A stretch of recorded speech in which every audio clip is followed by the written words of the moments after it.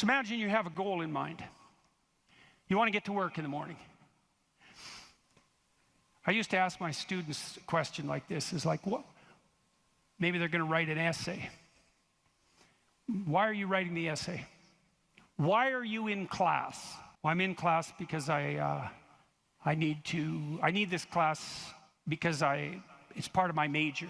Well, why did you pick a major like that? Well, I'm interested in psychology. Well, why did you come to get a degree? Well, I think I need a degree to get a job. Well, why do you need a job? Well, I need a job to keep body and soul together, and maybe to be productive, and maybe to, establish a name for myself. And why do you want to do that? Well, because, it's part and parcel of living properly. And why do you want to live properly? And well, then, and how would you live if you lived properly? And at that point, people are usually unable to answer. Because you can just push people with questions about why until they run out of explanations.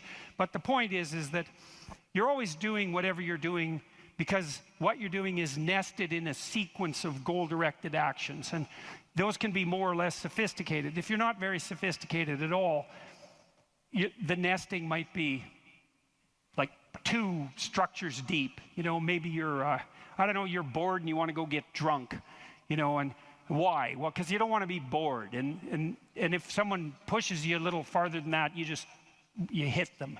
And, you don't want to delve into it. But if you're sophisticated, you have a pretty good hierarchy of answers. So you might say, well, why do you want to be a productive and generous citizen? And like I said, people usually bottom out there. But you could say, well, that's part of reciprocal altruism. And if I'm productive and generous, then that'll encourage other people to be productive and generous. And if we're all productive and generous together, then there'll be more for everyone, and we'll all get along better, and we'll get along for a longer period of time, and that'll make us all more stable, and that'll make our societies better.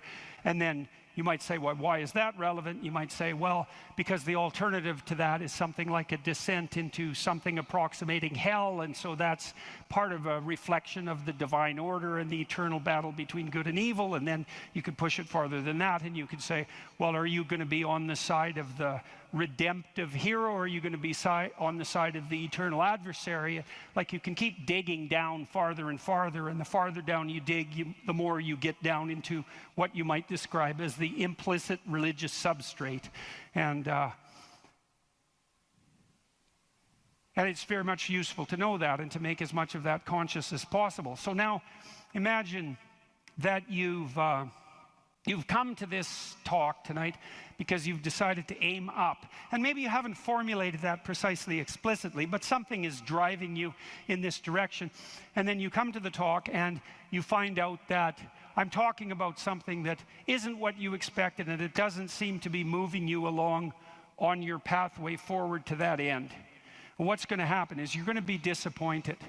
And you might be anxious too. You're going to be disappointed because disappointment signals that you're experiencing something that's not relevant to the goal that you are attempting to pursue, and that might in fact be interfering with it. That's what negative emotion does. And maybe if you're disappointed in what I say, that also makes you anxious because you assumed that you would come here and I would say something relevant, because you assumed that you knew who I was, and then it turned out that I didn't, and then you don't know who I am, and then you don't know what you're doing here, and then you get anxious. And the reason you get anxious is because that's what anxiety is for. It tells you when the pathway to your goal has been disrupted, so multiple pathways have now emerged. So imagine you're driving your car to work and it quits. And what happens is you get anxious. And the reason you get anxious is because, well, you were beetling along quite nicely in your world, and everything was reduced to like a unidimensional simplicity. You weren't in a car as an object, you were in a thing that took you to where you wanted to go, and it was just doing what it was supposed to be doing. tracking you along the pathway to your goal. And then it fails and you're off on the side of the road and you get anxious because how the hell are you going to get to work? And what if you don't get to work? And is your boss not going to be very happy with you? And maybe this is the third mistake you've made this week. And what if you get fired? And weren't you an idiot for buying this car? Maybe you shouldn't have a car at all. Maybe you should have walked to work. And, you know, maybe you should take a bicycle because after all, that would save the planet. And, you know, and maybe now you have to take your car to a mechanic. But the last time you went to the mechanic, you got ripped off because you're too stupid about vehicles to manage one. And you're kind of stupid about technology in general. And aren't you stupid? And maybe you're too stupid. And isn't your wife going to?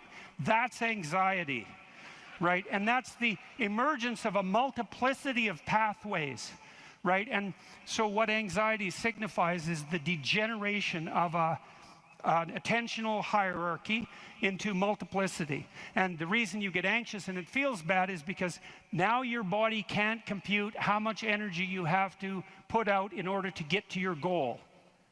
And so you can't organize the world. You're apt to use more resources than you'll replenish. And if you continue to do that, then you'll die. And so anxiety is a signal that complexity has reemerged, chaos. That's the eternal dragon of chaos. Chaos has reemerged because your narrative has collapsed. And so that's negative emotion. That's what negative emotion signifies, is that it's the collapse of an organizing narrative.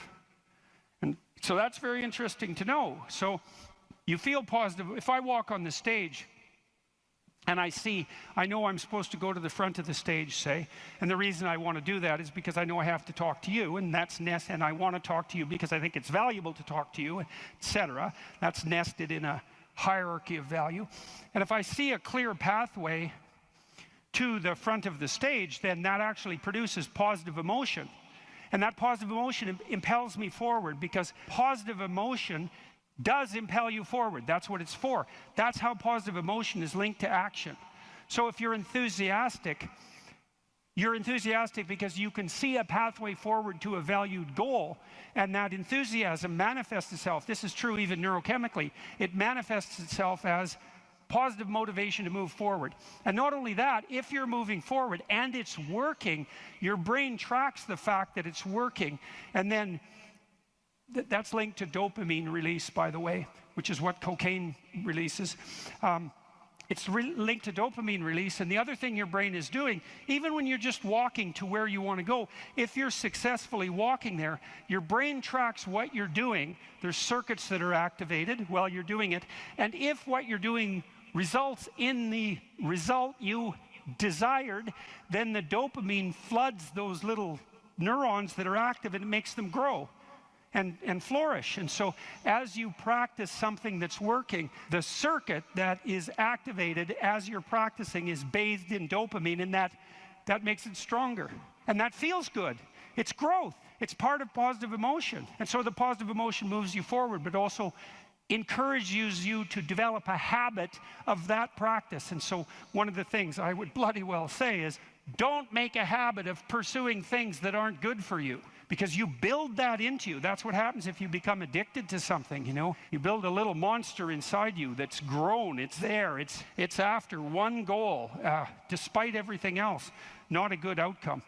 So now positive emotion also signals the fact that it's also an energy conservation observation. So as I move forward towards my goal, with each step I take, it's going to take less energy to get to the goal. And so that means that the positive emotion signifies, what would you say? It signifies the increasing efficiency of your action as you move towards a goal. So negative emotion signifies the fact that things have got too complex for you to manage, and positive emotion signifies that you're approaching your goal and that there's less demand on energy output with every step forward. And so that's emotion. And that's pretty much worth knowing. And then what happens when you're watching a movie is you infer the goal of the protagonist, or the villain for that matter. You infer the goal of the character that's being portrayed on the screen. You adopt that goal as your own. Then you play out the emotions in your own body, which mimics the structure what would you call it? The character that's being portrayed on the screen, and you live that all out inside you. And that's also how you understand other people. Right? You don't listen to someone and then figure out what they're saying and then infer what they're thinking. That isn't how it works. What you do is you listen to someone till you figure out what they're up to. As soon as you figure out what they're up to, you can adopt that frame of reference. As soon as you adopt that frame of reference, you have the same emotions. And that's what makes you united. And so that's so interesting. And so then you think, look, there's 5,000 people in here. If there were 5,000 chimpanzees, you guys would be tearing each other into shreds, because no one would be able to know what anyone else was up to. But because all of you are here paying attention to the same thing in the same way, you have virtually identical emotional states, and that means instantly your behavior is rendered predictable to one another. And there's no difference between that and peace. They're the same thing. And so what that means is that one of the predicates of a civil, productive, and peaceful society is that everyone inhabits the same narrative. And you might say, well, we don't need the same narrative. It's like, yes, we do, because if we inhabit a different narrative, then we're running emotionally in different directions, and we will not understand each other, and we will run into conflict, and that conflict can become deadly at the drop of a hat. And so it's a precondition for a civil society that everyone is united in the same narrative. And then that begs the question, right? What is the narrative insofar as we're unified? And another question, which is, what should the narrative be?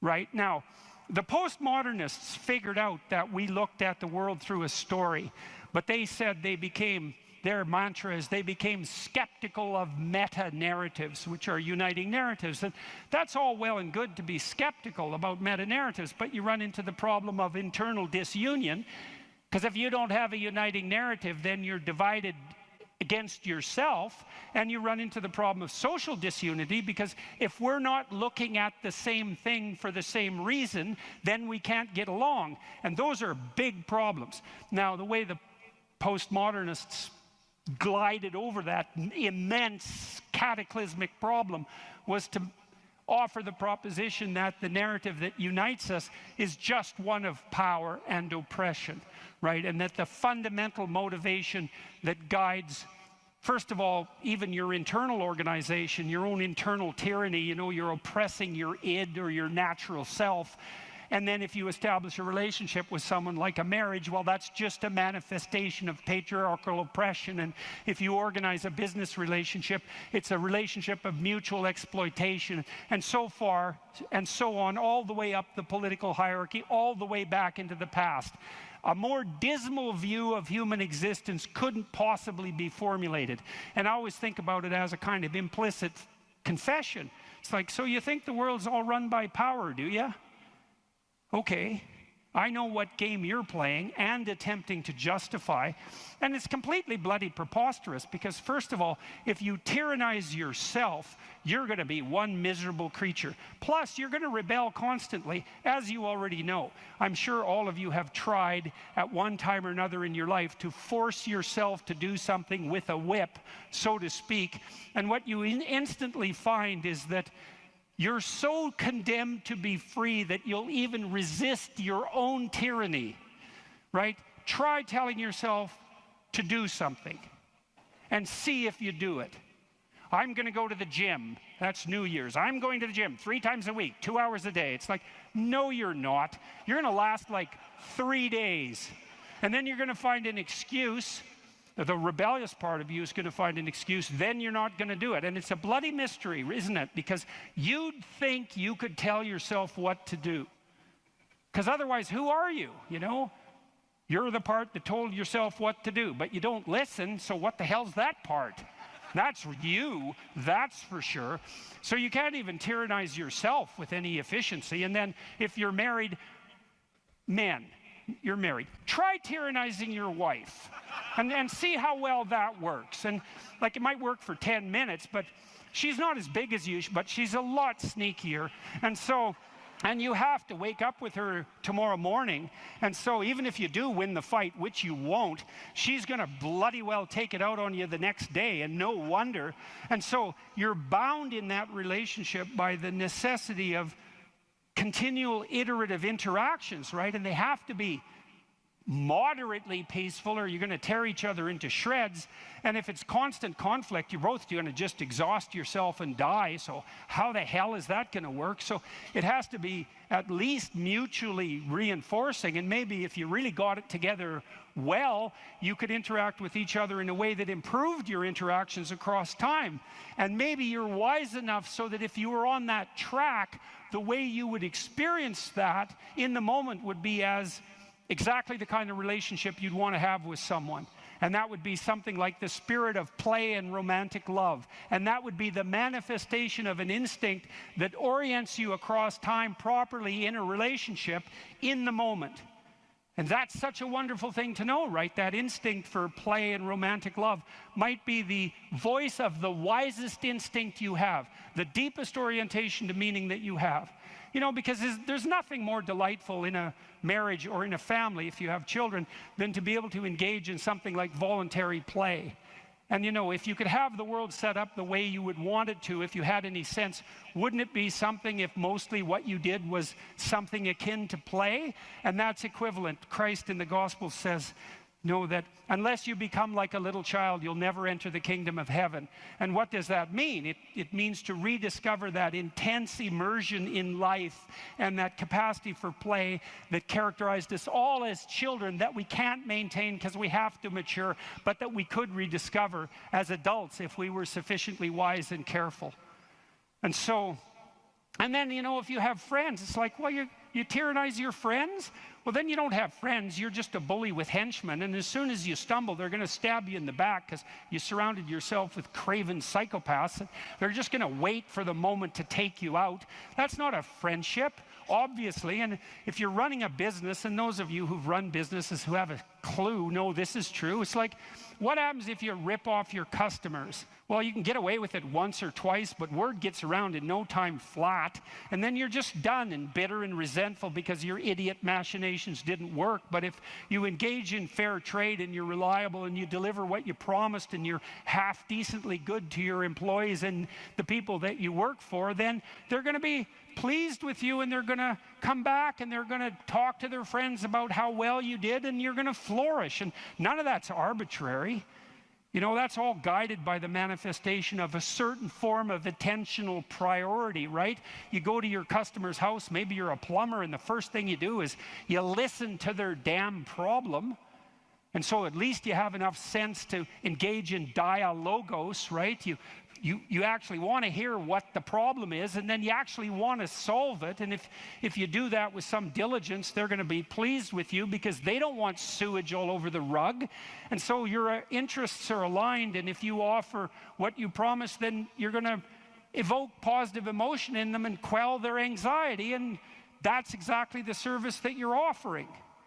And so that means you're acting out the proper story. You're productive and generous and honest, and there's nothing arbitrary about that as a ethos that unites you internally and that also makes it possible for you to exist in a peaceful and productive society. If you encounter an entity and you can map it at every single level of your value hierarchy, then it's known. You know how to interact with it at a micro level, and you know what its implications are for every other level of your conceptual being. You know what its implications are for the future. Like, you know exactly how to deal with that thing. It's mapped at every single level. There's other things that are only mapped at one level and not at others. So maybe, you know, you like the mouse, we'll say, for the child who's never seen a mouse, it's like it shares some commonalities with objects that the child is familiar with. But there's sufficient novelty so that it's also contaminated with the unknown. And that makes the child basically alert, semi-startled and alert. Now, the child will immediately refer to an adult. It's a technical term, actually. They'll look at the adult's face because the adult's face will broadcast the motivational and affective significance of that event. And so the child looks, references and then reads off the face and, of course, the speech and the bodily actions exactly what that thing signifies, you know, and then if the person that they're looking at jumps up on the table and screams, then that's one set of meanings, which is, God, this thing is magical, it's only this big, and look at what effect it has on, you know, my aunt, for the sake of argument, who's, you know, a pretty competent preacher as far as I can tell, being 2 years old. You know, and then if she just dismisses it, you know, her actions are going to determine the meaning of that phenomenon. So that's how the transformation of the semi-known thing into the more known thing occurs. It occurs almost always in a social context. You can explore things by yourself, but you rarely actually do that by yourself. It's almost always you plugged into a social apparatus, you know. So you might be doing the specific investigating, but the social apparatus is around you so that you can confer with it, and it also shapes the way that you're going to interact with that specific thing. Okay, so the unknown, that's generally, the unknown that you encounter, that's generally characterized using feminine symbolism. And I think the reason for that, there's a bunch of reasons, and we've talked about many of them.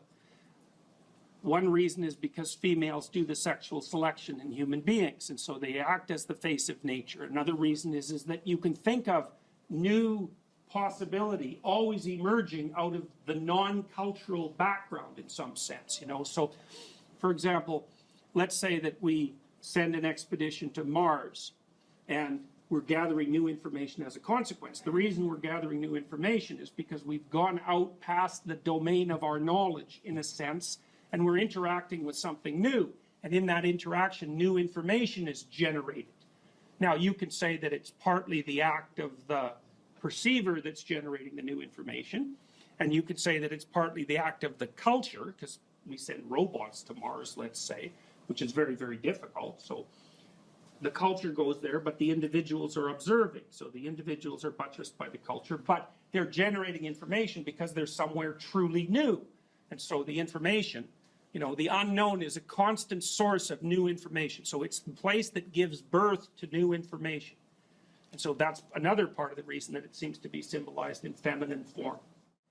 You know, I'm just taking this in some sense as an empirical fact. I've looked at, it looks like that's how these stories work. And so I'd be trying to puzzle out why exactly that would be the case.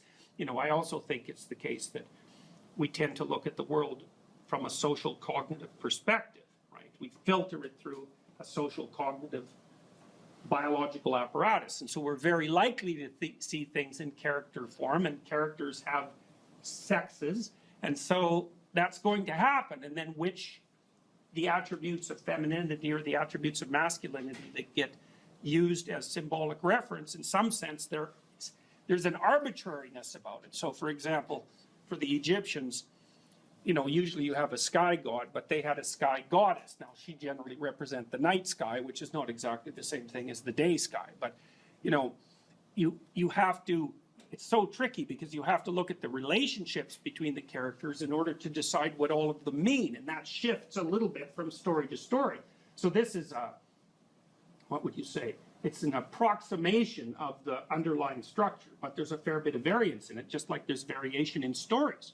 So, well, the feminine element has a destructive element and a creative aspect.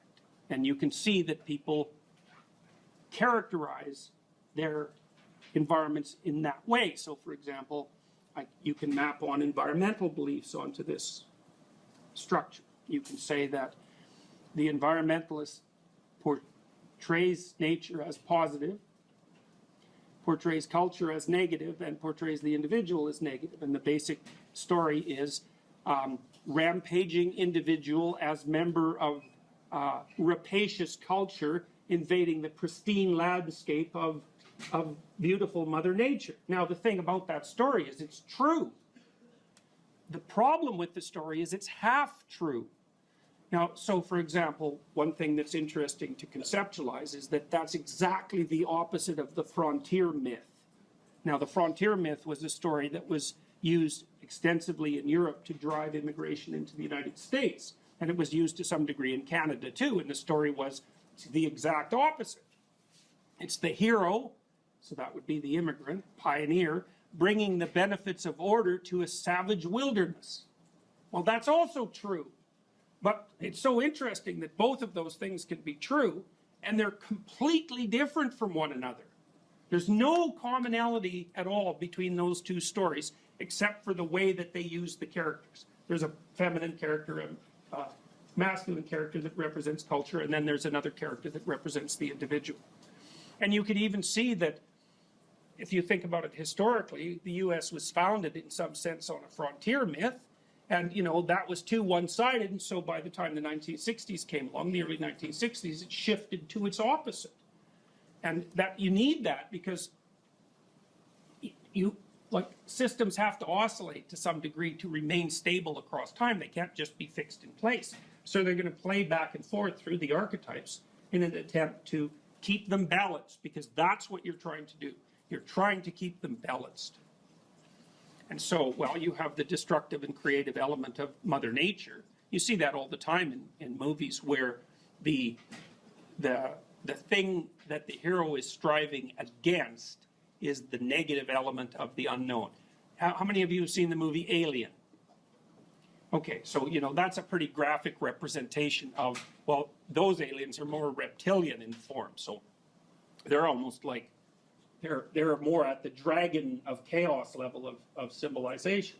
But they're like a terrible external force that's threatening human culture and the individual. It's exactly the opposite story that's played out in, what was the movie with all the blue creatures? Avatar, right. Avatar is exactly the opposite of that, where, the unknown nature is just nothing but, it's like sweetness and bliss. And, the human culture is portrayed as spearheaded by greedy and rapacious individuals who are basically manifestations of the military-industrial complex. The funny thing is those both make good stories. And that's because, well, it's because they have enough archetypal truth so that there's many situations that they're relevant to. Sometimes Mother Nature is your best friend, and sometimes it's your worst enemy. And so you could go down to the jungles of Peru, and you could talk to the people who live there, and you could find out what they know about medicinal plants in the jungle, and you could bring home things to cure disease. Or you could just go down there and get lost in the jungle, and then you're dead. In some sense, it's the same jungle. And whether it's positive or negative depends on what stance you take towards it and how you behave. And so the other thing that's really interesting about mythology, and this is the lovely element of mythology, is that part of what it does is tell you how to take this incredibly complex landscape that's positive and negative at the same time at every level of analysis, and how to navigate through it so that the proper balance is maintained as far as the entire system is concerned. So that culture has an orderly element, and that's what protects us here, and it has a tyrannical element, and that's what makes you treated like numbers at the University of Toronto. You get both of those at exactly the same time. And then the archetypal individual has the same fundamental nature, hero or villain. And those have archetypal roots, because the ultimate hero is the ultimate perfect person, and the ultimate villain is, Satan himself in whatever form he happens to take. And it doesn't take much knowledge of this structure before you can start seeing it manifest itself all over, especially in movies that are particularly popular, because they almost always have a central archetypal theme. The Marvel superhero movies are a really good example of that. So, and if it's complex literature, the archetypes are mixed to some degree. So you have a hero who's not only a hero, you have a hero who has all sorts of flaws, and he's in a culture, or she's in a culture that has positive elements and negative elements, and they're in a broader landscape that's characterized by exactly the same thing. So it's nuanced, and the more sophisticated you get, the more you can tolerate that kind of nuance. And I think that's also one of the things, that's partly why literature is such a good antidote to ideology, because the more sophisticated the literature becomes, the more complex and fragmented in some sense, or no, differentiated. The more differentiated the archetypal landscape becomes.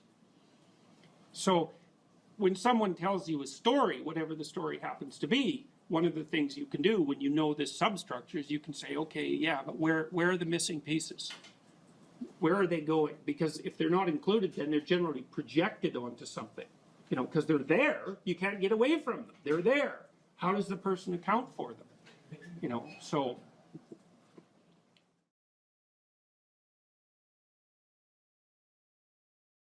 If you are an anxious person, and that's manifesting itself in, say, neurotic overanalysis, there's 4 things you can do very rapidly. Number 1, get up at the same time every day. And I would recommend in the mornings. That's when people generally get up, and it's good to do what everyone else does, unless you have a good reason not to. Number 2, eat a large breakfast. Keep it carbohydrate light. Make it fat and protein heavy, and eat more than you want. You might say, I'm not hungry in the morning. It's like, this has nothing to do with what you want or what your appetite is. It's like, you need to eat in the morning. If you're an anxious person and you don't eat in the morning and then you stress yourself out, your body hyperproduces insulin. It takes all the blood sugar out of your blood, and that dysregulates your metabolism for the entire day. I've had lots of anxious clients who would say fall into the overanalytic category, who were like virtually cured by eating a large breakfast every morning. You could try some physical exercise. Weightlifting is really good for curing anxiety. Another thing you could do, as I alluded to earlier today, is to make a schedule and start attending to your daily micro routines.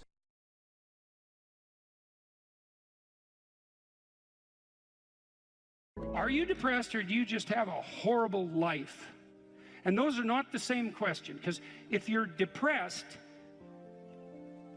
you have a life that in principle should work, but isn't. And so you come and say, look, I've got a lot of things going for me. You know, I've got a good job, I've got a good family, my wife loves me, but man, I'm miserable all the time. It's like, okay, well, let's delve into that a bit more deeply. But that kind of sounds like depression. But then you might come and say, well, I'm miserable, I'm suffering, I don't even want to be alive. And then I might ask, well, do you have an intimate partner? Well, no, not really.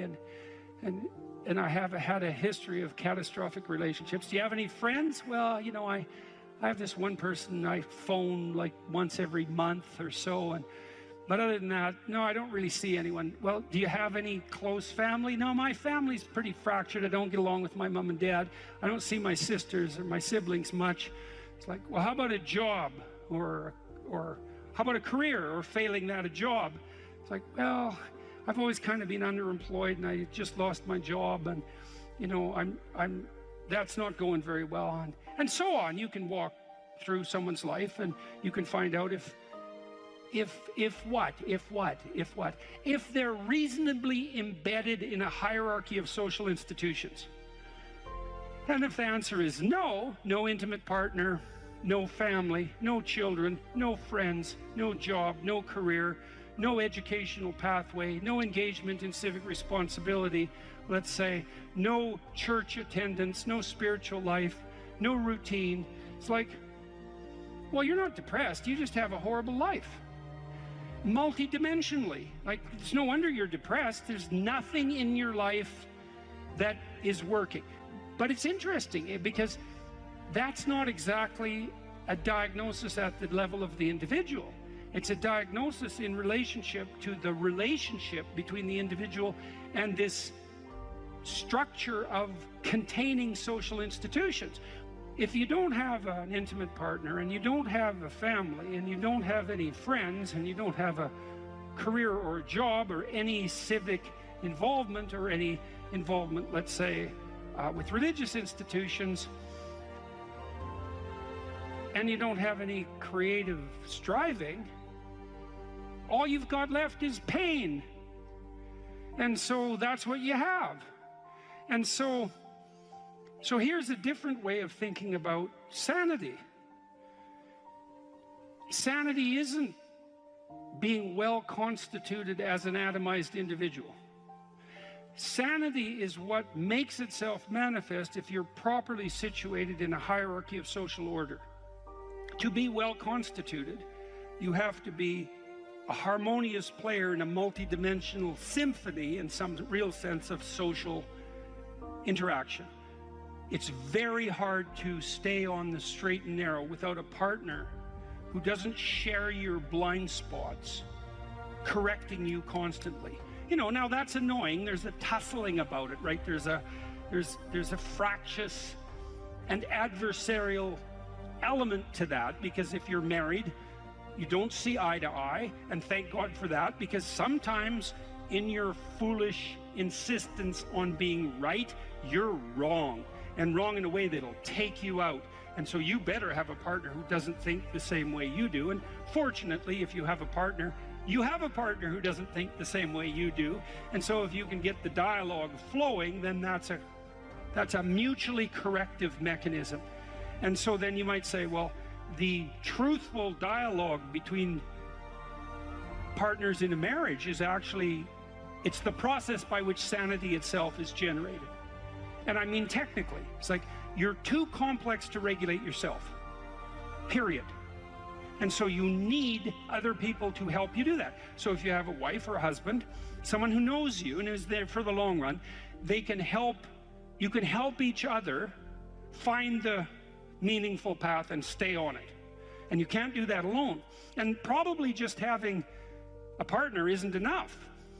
You need kids, likely, to keep you sane or to drive you crazy, depending on the nature of your children. Let's say you need family, you need your parents, you need your siblings, you need another community around you that's not merely your wife, because you're so crazy that it takes a village to keep you sane. And so, and then surrounding that more intimate web of kinship, you need friends. And friends keep you sane. Well, how? Well, you have to act in a manner that makes them want to be around you to have friends. And that means that to maintain your friendships, you have to be saner than you really are, right? You have to be, they have to be able to enjoy their time with you. If you practice forthright and voluntary exposure to that which terrifies and dismays you, it transforms you.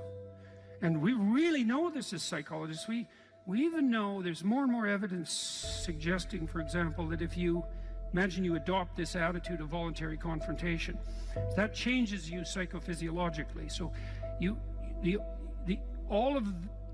much of the biochemistry of motivation and emotion is transformed when you take a stressor which could be oppressive and paralyze you and cause you to withdraw, and you reverse that and you decide to advance.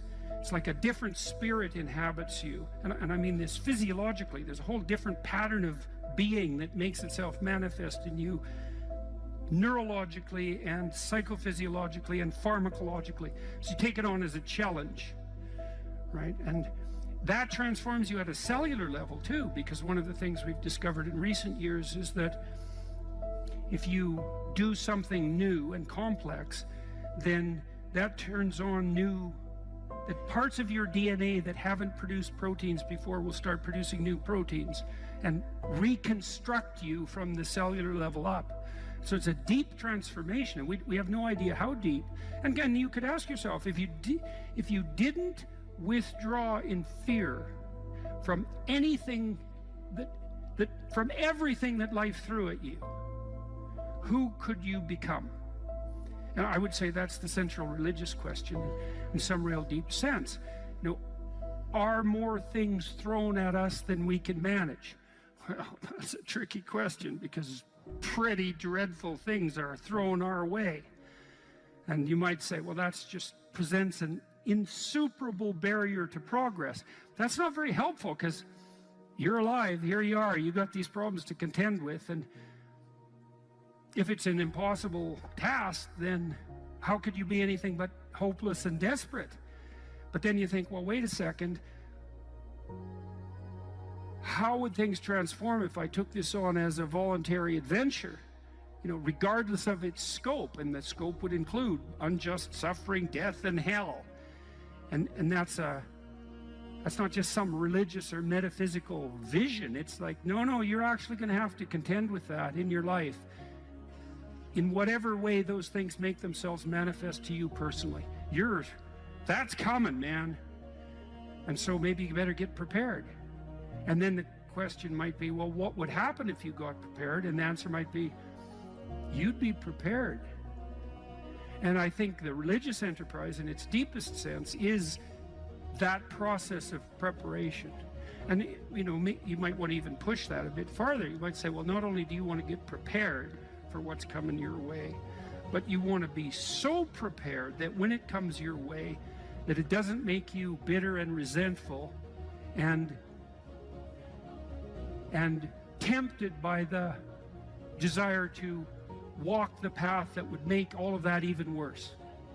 And so you might say, well, if you could really face up to what you need to face up to, not only could you turn yourself into someone that could bear the catastrophe of life and exposure to hell, but maybe you could turn yourself into someone who would still do good even while facing those things. And that's a pretty noble goal.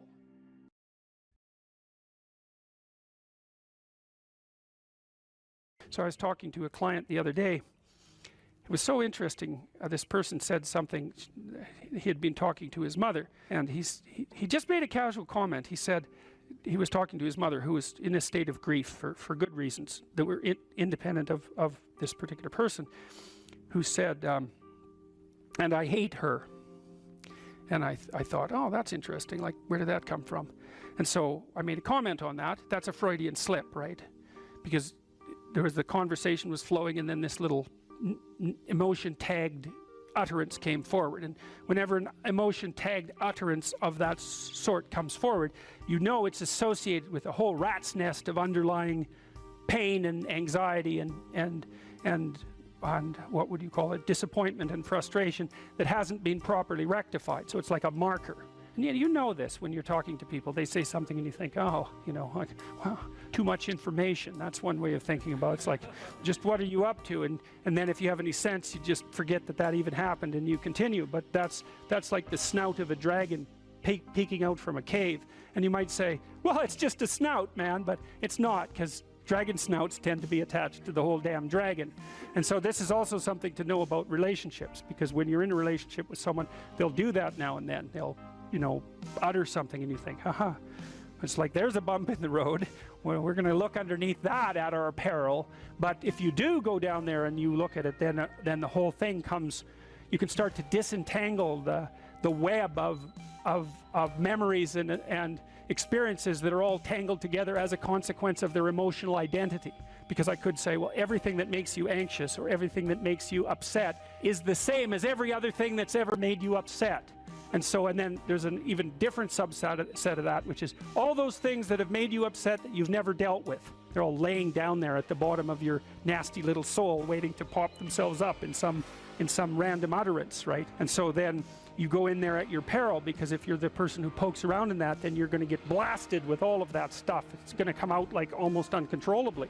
Then you can sort it out. And so what you find is, if you ask a person a question like that and then you let them free associate, which is just talk about it, they'll do a wandering around like that maze that I told you about. They'll do a wandering around of that entire territory. And sometimes just having them wander around in it can help them straighten it out. But you might find out that something happened to them 15 years ago that left them with a terrible sense of guilt or dismay or frustration. And then when they interact with their parent in a certain way, the parent knows exactly how to tap that, and then that all comes up, and that's what produces that little utterance. And so that's the material of the world manifesting itself. That's what matters manifesting itself. And it almost always manifests itself as an object, something that objects. We're having a conversation. It's going quite well, no problem. There's a bump in it. There's an emotional disjunct, right? Now we're no longer in the same place at the same time. We're no longer playing the same game. So then I might say, okay, well, let's open that up and see what's behind it. Well, and the question is, what's behind the game you're playing? And the answer to that is all the world that you're ignoring, always. So when imagine that, think about it this way. You're trying to do well in a class and you get a bad grade. Okay, so you're in this little frame, you want to get a good grade, that isn't happening, you got a bad grade.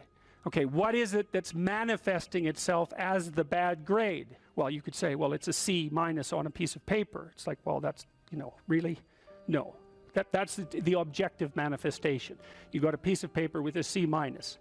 The value-free proposition is that you've been delivered a piece of paper with a curve on it and a little, you know, negative sign.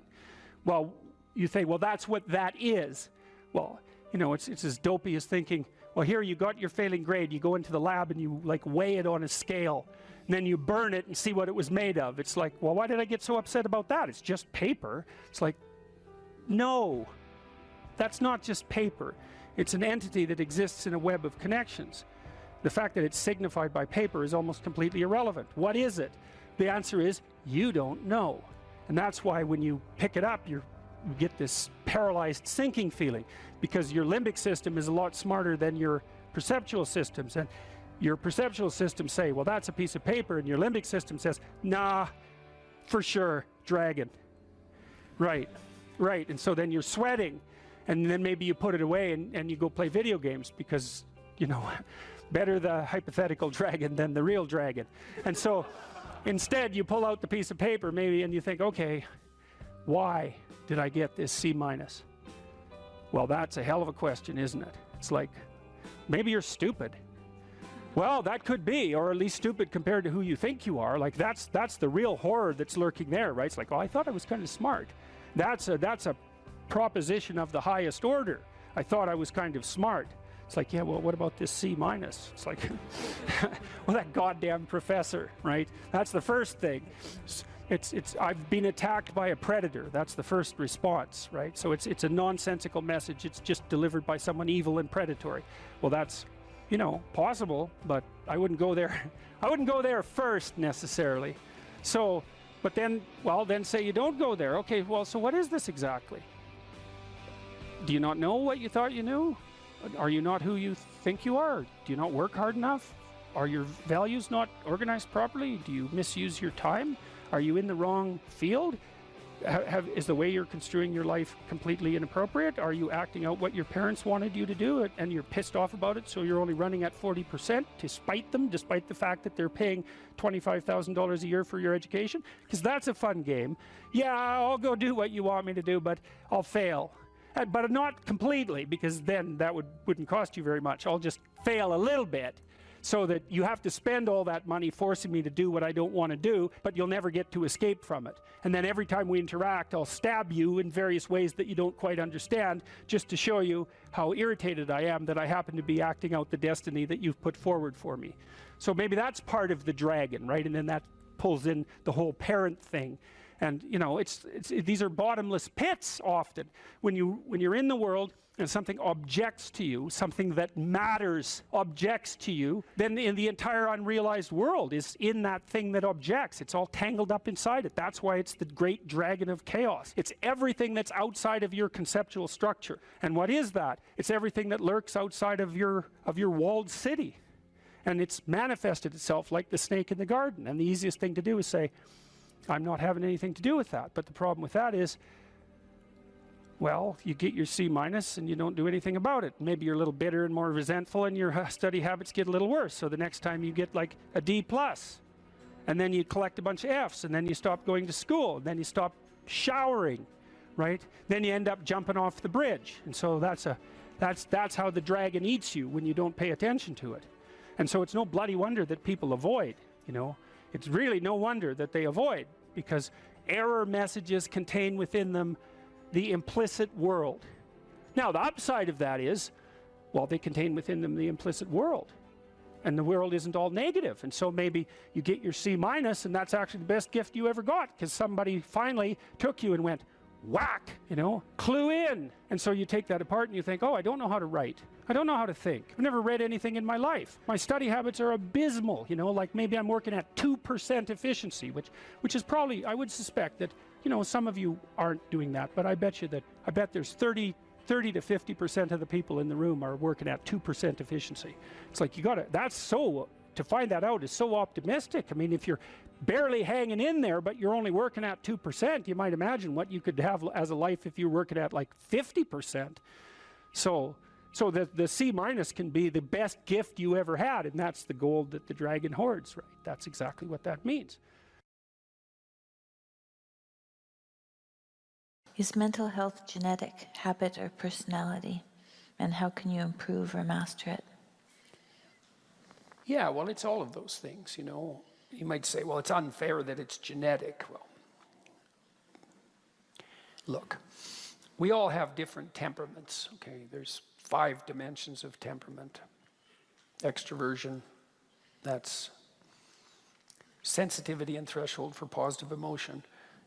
Neuroticism, that's sensitivity and threshold for negative emotion. Agreeableness, that's kind of maternal compassion and empathy versus a kind of tough, more individualized, what would you call it? Decisiveness. Yeah, good. Conscientiousness, that's dutifulness, industriousness and orderliness. Openness, that's creativity and interest in ideas. 5 dimensions. Okay. Where you land on those dimensions is determined to a large degree by the genetic lottery. And now there's some movement on each dimension that can occur as a consequence of socialization, but it's bounded by the place you landed when the cards were dealt, by the genetic code when you were born. And you might say, well, that's unfair. It's like, well, it's not unfair exactly. It's just, there's a randomness about it within a bounded world. And it's not unfair partly because every advantage comes with a disadvantage. So if you're extroverted, you're social and you're positive, but you're impulsive. And you can tilt towards hedonism and you can't stand being alone. If you're high neuroticism, well, you suffer a lot of anxiety and pain, but you're pretty sensitive to threat and you might see danger before anyone else does, and then you don't die. And so, and maybe your children don't either. And if you're agreeable, well, you're compassionate and caring, but you're going to not stand up for yourself very well, and you're going to, your temptation is going to be bitterness and resentment. If you're conscientious, well, you're orderly and industrious, but you can get obsessive. And if you're creative, well, then you end up with purple hair and nose rings. And I did a study at Harvard in like 1994 when piercing and tattooing started to first emerge on the cultural landscape, because we were trying to find out if it was a marker for psychopathology, which wasn't obvious at that point. Well, because it was a subcultural practice before that. It was circus people and prisoners and so forth that were tattooed and who were pierced. And then it spilled into the mainstream, and we were curious, as I was in the psychopathology and personality sub-department in the Harvard Department of Psychology, and I worked with a colleague of mine, Jill Hooley, and we never published this study. Many studies end up not published, but it was very interesting. The best predictor of tattooing and piercing was just creativity. There's no sign of assorted psychopathology, except the psychopathology associated with creativity. And you might say, well, what's that? And it's like, well, most creative ideas are stupid and wrong. So, you know, why shouldn't you have ideas? Well, because most of your ideas aren't any good. And how do you know that? Well, try starting a business. The probability that you're going to fail is extremely high. Most people who end up with a successful business have failed multiple times because it's very hard to figure out what the market needs this moment. It's really hard, and so you'll flail around trying to hit that target. And if you're creative, you're going to come up with a lot of ideas, but that doesn't mean they're good. And even if they are good, doesn't mean they'll work.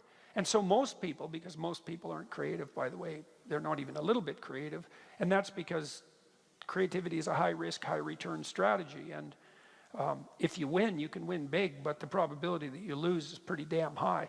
Hardly anybody makes any money from a book, and it's really hard to write a book. And like, how many books have you written? None.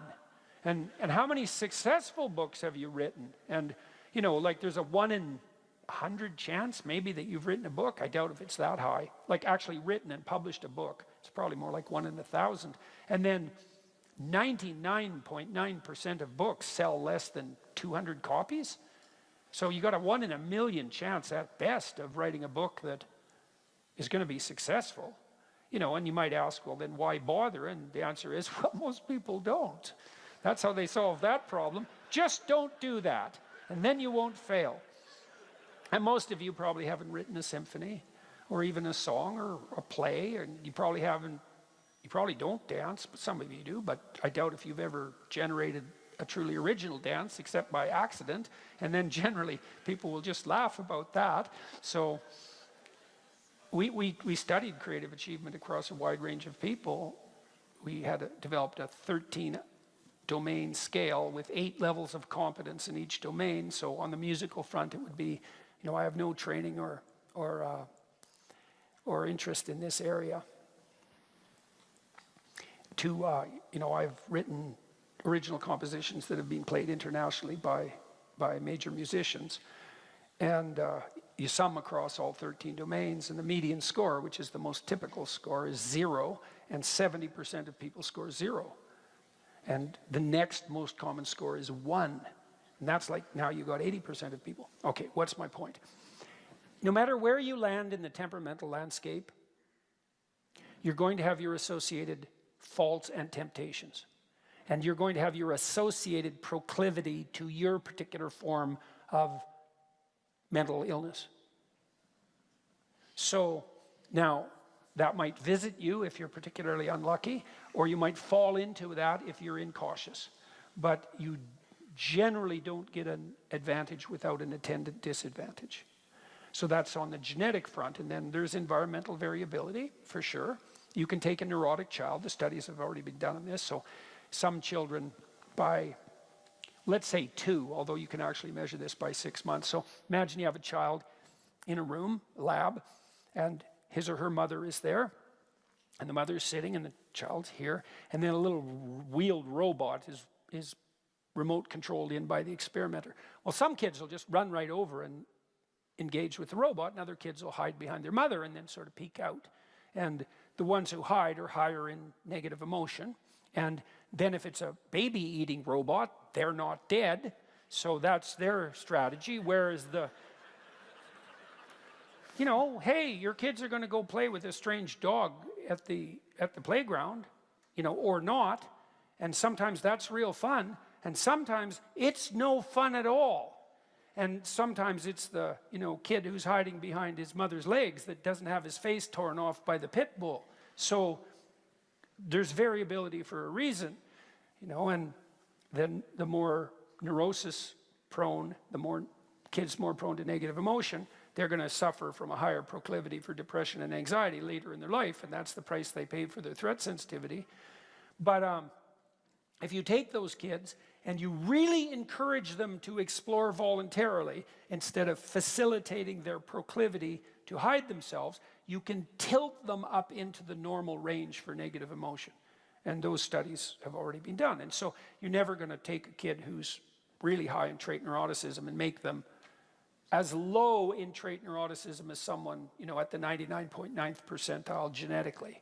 You just can't. And maybe you could do it if you did nothing else than train that child like 12 hours a day for 10 years. But you can shift people a fair bit. And if you're introverted, you can learn extroverted skills. And if you're agreeable, you can learn to stand up for yourself. And if you're unconscientious, you can learn to discipline yourself, although that's a tricky one.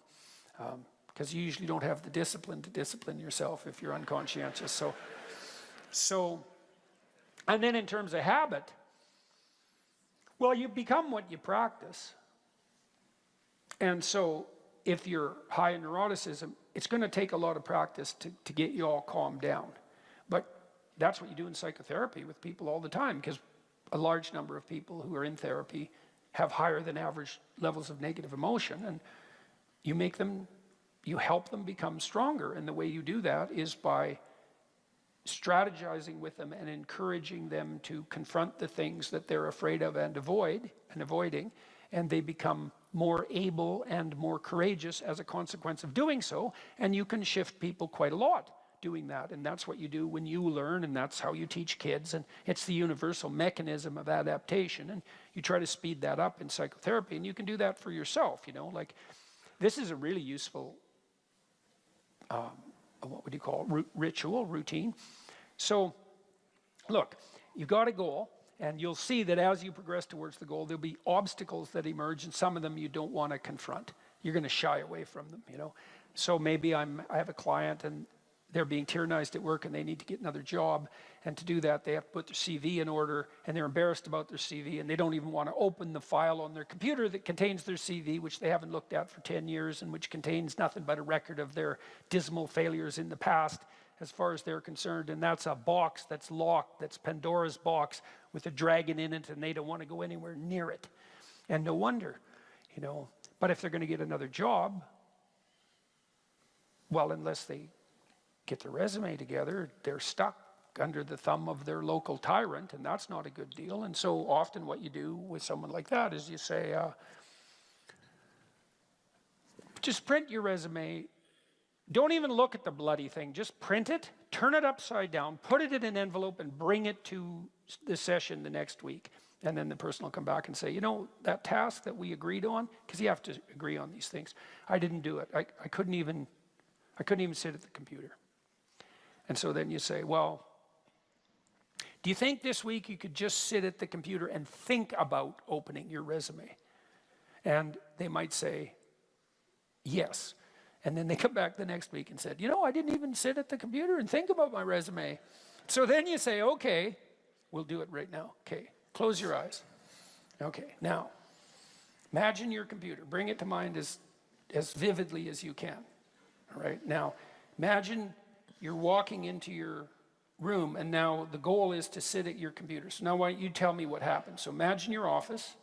Okay, now you're walking in. Now tell me what happens. You're going to walk towards your computer. Just describe it. First I sit down. Okay, and how are you feeling? Relaxed. Oh, well, you're not much help in this particular example.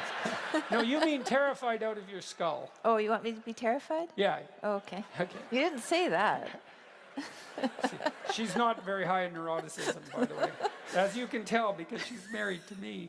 So, okay. So I'm terrified. Okay. So what's happening? Good. So what's happening with your breathing? Shallow. Okay. So try to pay attention to your feet for a minute. Okay. They're twitching. They're twitching. Yes. Okay. So just try to let them kind of sit heavily on the floor. Okay. Now pay attention to your calves. And let them relax, and then you walk the person through their body, and you say, now pay attention to your breathing, just relax. Now you don't have to do this with people, but it's a good thing for them to learn. Okay, now, so how are you feeling? By the way, you're feeling slightly better. I'm feeling slightly better, yeah. Okay, good.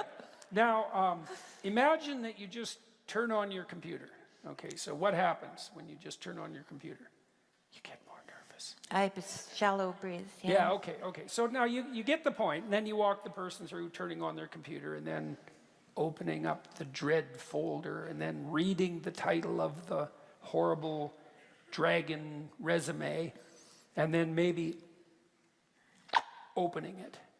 And then you say, that's good enough for this week. And then maybe the person can go home and just open their damn resume. And then maybe they can print it out and bring it to you. And then maybe you can go through the sub-reptiles one by one, you know, and clean out the snakes. It's like, well, what were you doing between 2011 and 2013? And the answer is, that is the last thing that I want to discuss with anyone, right? So there's a lacuna, there's a hole in the account, in the autobiographical account, and chaos itself is looking through that with all that disorder and shame and malevolence lurking in the background, and no one wants to look at that. You think, well, you didn't do a very good job between 2012 and 2013, and you've got a hole in your record, and we right, and we need to do something about that now. And so, you know, how do we address that so that you have a coherent account of yourself. And look, this could take a good while, right, to put that all back together. That's your whole past, to put that together in a manner that you could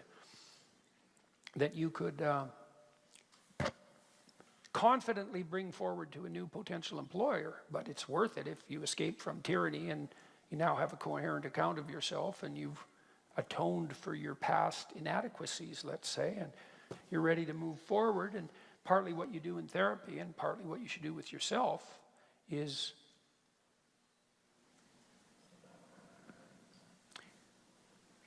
not hide all that in the fog, you know, so you know where you are, so you can figure out where you're going, and then practice doing that. And then as you practice doing that, then that's what you become, and that will lower your proclivity to negative emotion, definitely, as you put your life together. That's why it's useful to order your room. Chaotic room makes you anxious. Why? Too many pathways, man. You walk into someone's room and you think, what the hell is going on here? Maybe that's your teenager's bedroom. And you've pretty much summed it up in the question. It's like, yeah, it's a little slice of hell in that room, you know? And how do you feel when you're there? Like you'd rather be anywhere else. And no wonder, because everything in the room is broadcasting chaos and disorder at you. And so that's another thing I used to do with my clients, typical behavioral maneuver, which is, if you're anxious, organize your surroundings a bit. You know, simplify, declutter, organize bit by bit. Order, habitable order. The habitable order that is good. All of that. It's a recreation of the original Eden, metaphysically speaking. And you can do that very practically, and then you practice that, and that'll sort you out. You know, assuming you're not physically ill. And even then, sometimes, you know, to the degree you can get yourself, right together, Yeah. you know, bit by bit, you'll even push physical illness into abeyance, not least because you decrease your stress response, and that's fight or flight, and fight or flight stress responses inhibit your immune system. And so if you're always in a state of chaos, your immune system is suppressed and you're far more likely to become ill. So you put order in place of accidental chaos and everything snaps into place. And there isn't anything better you can do than that. And there's no limit to how much of that you can do. You know, you start locally. Start with the things that are right in front of you. There's plenty of problems that are right within your grasp. You know, they might seem trivial to you, but they're not, because the things you do aren't trivial. And that's just where you have to start. And then, you know, once you got yourself kind of ordered locally, well, then start making your relationships harmonious. And once you're good at that, then you got a whole group of people around you that are behind you, and then you can expand outward from there. And there's no end to that. That's the opportunity and responsibility. And that's the pathway to meaning. And that's the antidote to suffering. So those are all good things to know. And that's a good place to stop. So that's where we'll stop. Thank you very much, everyone. Thank you. You're welcome. Thank you, everyone. Very nice to see you all.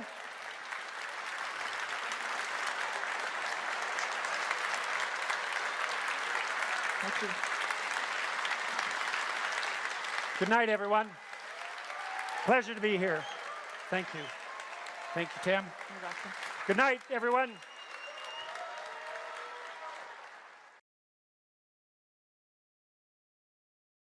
Well, so you're moving from point A to point B in your little circumscribed world. You've made everything invisible. And as long as that works, then your theory's good enough. It's accurate enough. It's true enough. You're in your little paradise. But if something comes up and objects, well, that's where your character is tested fundamentally. That's the character test. It's like, what do you do with messages of error? And that's a tricky issue. Okay, so here's a solution to that. Here's what not to do. I am a bad person. I got to see myself. I'm a bad person. I might as well just go jump off the bridge. It's like, no, that's not good, because what that means is that every time Every time you try to learn something, you're going to make a mistake, because what do you know? So you're going to make mistakes. And if the rule is every time you make a mistake, you're going to go jump off the bridge, then that's not a useful problem-solving strategy. And so when you make a mistake, you don't get to beat yourself to death with a club. It's a bad strategy, and you'll have your internal tyrant in there who's perfectly happy about doing that. That's the, you know, overactive superego that Freud talked about. Maybe it came to you via a parent who was too authoritarian, or a grandparent, or maybe it's just you because you're disagreeable and neurotic, and so you'll take your, or hyper-conscientious, you'll take yourself apart. Well, you've got a problem. Something has objected to you. Then the question is, well, what does that mean? Well, maybe you're not looking at the world right. Maybe your goals are wrong. Maybe you're not acting properly.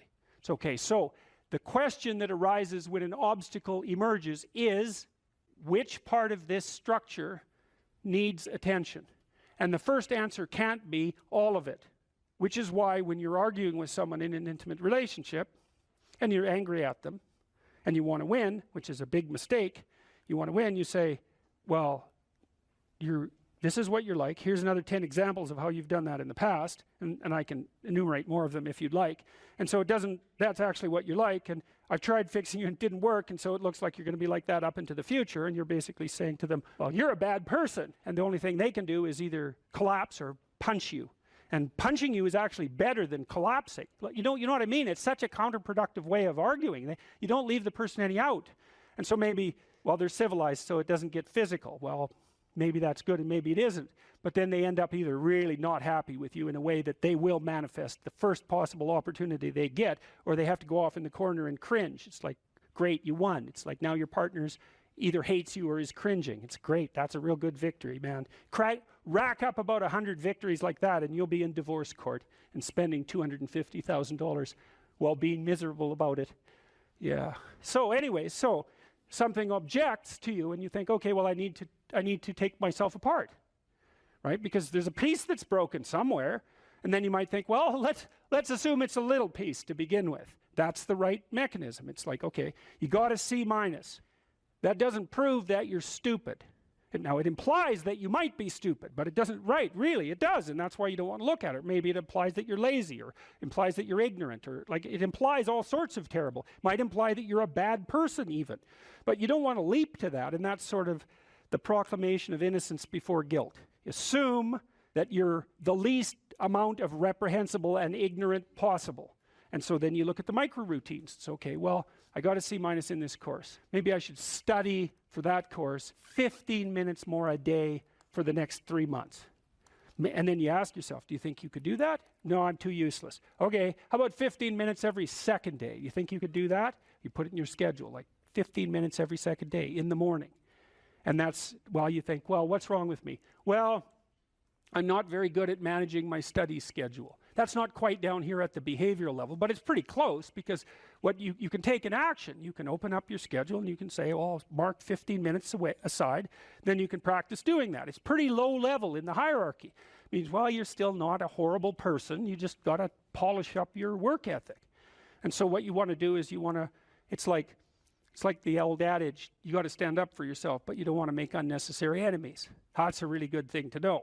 It's like, shut the hell up most of the time, but now and then you don't shut up because it's time to say something. You don't want to make unnecessary enemies, though. Well, you don't want to take yourself apart any more than is absolutely necessary.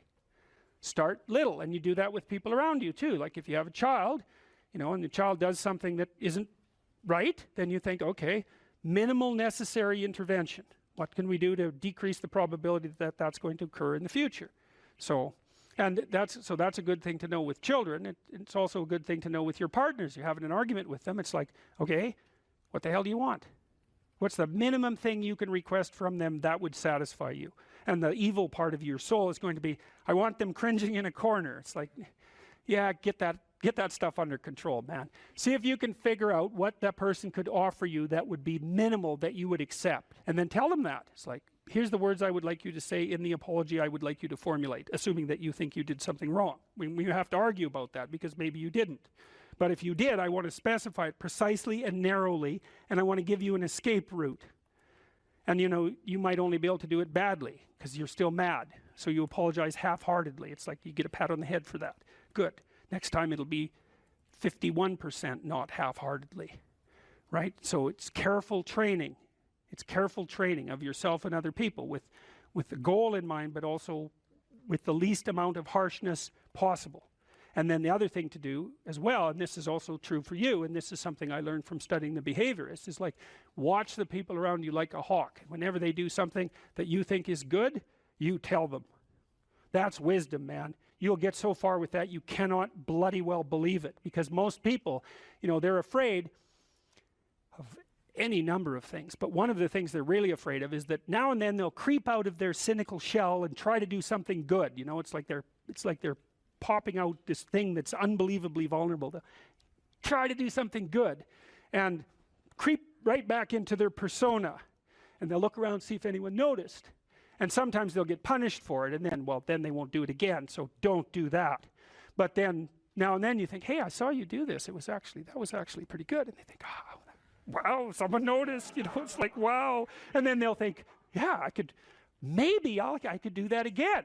And if you want to live with someone for a long period of time, I would say every time they do something that you would like them to do more of, number one, notice. Number two, tell them, right? Because I know you don't want to, because you really want to dominate them, and you don't want them thriving, because then they'd be competition to you, and you wouldn't be able to go complain to your mother about what a miserable partner you have, and you know how delightful that is. So you have to forego all that pleasure if you actually helped your person develop. So you got to get over all that. It's really annoying. So, you know, you've got this person pegged as, yeah, you're stuck with them, and you know, maybe it's the best you can do, but you got one eye open. And then every time they do something good, you don't want to notice, because if that elevated them a little bit, you wouldn't be able to feel so resentful and miserable and keep your eye open for the next possible affair. And that is what people are like.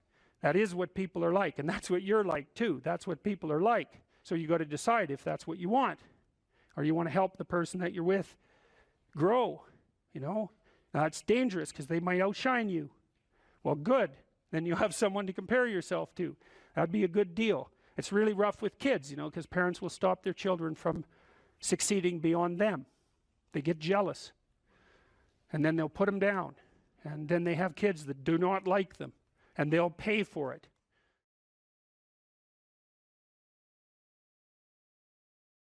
It's very helpful for people to hear that they should make themselves competent and dangerous and take their proper place in the world. Competent and dangerous? Mm-hmm. Why dangerous? Because it's the alternative to being weak. And weak is not good. The people who shoot up the high schools, they're weak. They're weak. How is it good to be dangerous? Because it makes you formidable. And life is a very difficult process. And you're not prepared for it unless you have the capacity to be dangerous. That doesn't mean that you should be cruel. It doesn't mean any of that. There's a statement in the New Testament, the meek shall inherit the earth. But the meek isn't well translated. It means something more like, those who have swords and know how to use them but keep them sheathed will inherit the world. That's a way better way of thinking about it. You have to be powerful and formidable and then peaceful, in that order. And that's not the same as being naive and weak and harmless, which is what young men are being encouraged to be. It's like, that's a very bad idea. It's a very bad idea. Because naive, weak, and harmless means that you can't withstand the tragedies of life. You can't bear any responsibility. You'll end up bitter. And when you get bitter, then you get dangerous. But one thing I'm not getting, there's a big difference between letting people do something for themselves and saying men should be dangerous. By dangerous, that implies I should be ready to threaten someone, to hurt somebody. No, you should be capable of it. But that doesn't mean you should use it. There's nothing to you otherwise. Like, if you're not a formidable force, there's no morality in your self-control. If you're incapable of violence, not being violent isn't a virtue. People who teach martial arts know this full well, right? If you learn a martial art, you learn to be dangerous, but simultaneously you learn to control it. Both of those come together. And the combination of that capacity for danger and the capacity for control is what brings about the virtue. Otherwise, you confuse weakness with moral virtue. I'm harmless, therefore I'm good. It's like, no. That isn't how it works. That isn't how it works at all. If you're harmless, you're just weak. And if you're weak, you're not going to be good. You can't be, because it takes strength to be good. It's very difficult to be good. People are afraid of the truth because often if you reveal it, it causes conflict in the moment. Telling the truth is definitely an adventure. Seeking for sure, but also telling. Another way of going about it is to just say what you think and see what happens. That's an adventure, because you don't know what the outcome is going to be. So look, there's this old idea that it's necessary to have faith in the truth. And so here's a way of thinking about that. Someone asks you a question, and you might think, well, here's the outcome I want, and so here's how I'm going to answer that question. So that's one way of approaching it. But another way of approaching it is, you ask me a question, I'm going to think about the answer, and I'm just going to tell you what I think. And it doesn't matter what the outcome is, because I'm willing to see what the outcome will be, predicated on the idea that there isn't a better outcome than the one that truth produces. Even if it's harsh and terrible in the short term, and sometimes it is, it's like there isn't a better way of doing it. Now, you might say, well, how do you know that? And the answer is, well, I don't know that. That's why it's an article of faith, because I believe, and I believe this deeply, the being that you produce as a consequence of telling the truth is good, by definition, even though it's harsh and often uncomfortable, because you get in trouble. One of the things that I've really learned recently, or learned to articulate better, is that there's a very tight relationship between aspiration and responsibility. The first question might be, do you need to aspire to something? And the answer is, well, yes, because you have to do something. You can't, if you just sit there, you'll die. You can't just sit there. You have to go act out in the world. Okay, so act towards what? Well, that's whatever your aspiration is. You have to have an aim. Okay, well, what should the aim be? Well, it should be something worth doing, let's say. Why do something that you don't feel is worth doing? What do you think's worth doing? Well, if you watch other people and you judge when they're doing something worthwhile, you usually judge them positively if you see that they're taking responsibility, at least for themselves. But do you want to be completely useless so other people have to take care of you? That's pretty pathetic. And maybe you could get your act together so you're taking care of yourself and your family. And maybe you could even do better than that and take care of yourself and your family and your community. Well, good for you. That's responsibility, and that's an aim. Well, here's one of the things that's cool about that, is that your life doesn't have meaning without aspiration or an aim. Okay, so you need a hierarchy of values. There's got to be something at the top. It's got to be something important. If you don't have that, your life doesn't have any meaning. So if you criticize the hierarchy, or even the idea of hierarchy, you destroy the idea of aspiration, and then people have nothing. Well, that's not helpful. People are built for a struggle, and they're built for a weight, and you want to take on a heavy burden voluntarily. See if you can put yourself together. See what you can do out in the world while you're waiting to die. It's an all-in game. It better be worthwhile. You need a family, you need friends. Like, you don't need to have all these things, but you better have most of them. Family, friends, career, educational goals, plans for, time outside of work, attention to your mental and physical health, etc. That's what life is about. And if you don't have any of those things, well, then all you've got left is misery and suffering. So that's a bad deal for you. So, number one, specify your damn goals, because how are you going to hit something if you don't know what it is? That isn't going to happen. And often people won't specify their goals too, because they don't like to specify conditions for failure. So if you keep yourself all vague and foggy, which is real easy, because that's just a matter of not doing as well, then you don't know when you fail. And people might say, well, I really don't want to know when I fail, because that's painful, so I'll keep myself blind about when I fail. That's fine, except you'll fail all the time then. You just won't know it until you've failed so badly that you're done. And that can easily happen by the time you're 40. You would like to be productive and have a good life, and that's how you make the schedule. It's like, and then you look at the day and you think, well, if I had that day, that'd be good. Great, and you're useless and horrible, so you'll probably only hit it with about 70% accuracy, but that beats the hell out of 0, right? And if you hit it even with 50% accuracy, another rule is, well, aim for 51% the next week, or 50.5% for God's sake, because you're going to hit that position where things start to loop back positively and spiral you upward. So that's one way that you can work on your conscientiousness, is to plan a life you'd like to have. And you do that partly by referring to social norms. That's more or less rescuing your father from the belly of the whale. But the other way you do that is by having a little conversation with yourself about, as if you don't really know who you are, because you know what you're like. You won't do what you're told. You won't do what you tell yourself to do. You must have noticed that. It's like you're a bad employee and a worse boss, and both of those work for you. You don't know what you want to do, and then when you tell yourself what to do, you don't do it anyways. But, my point is that you have to understand that you're not your own servant, so to speak. You're someone that you have to negotiate with. And you're someone that you want to present the opportunity of having a good life to. And that's hard for people, because they don't like themselves very much. They're always like cracking the whip and then procrastinating, and cracking the whip and then procrastinating, and it's like, God, it's so boring and such a pathetic way of spending your time. And you know what that's like, because you probably waste like 6 hours a day. What you do now is going to multiply its effects in the future. So, and you need to know what your damn time is worth. One of the things you should be asking yourself is, when you spend an hour, was that, well, what if I paid someone $50 to have had that hour? And if the answer is no, it's like, well, maybe you should do something else with your time. And it depends on whether or not you think that your time's worthwhile.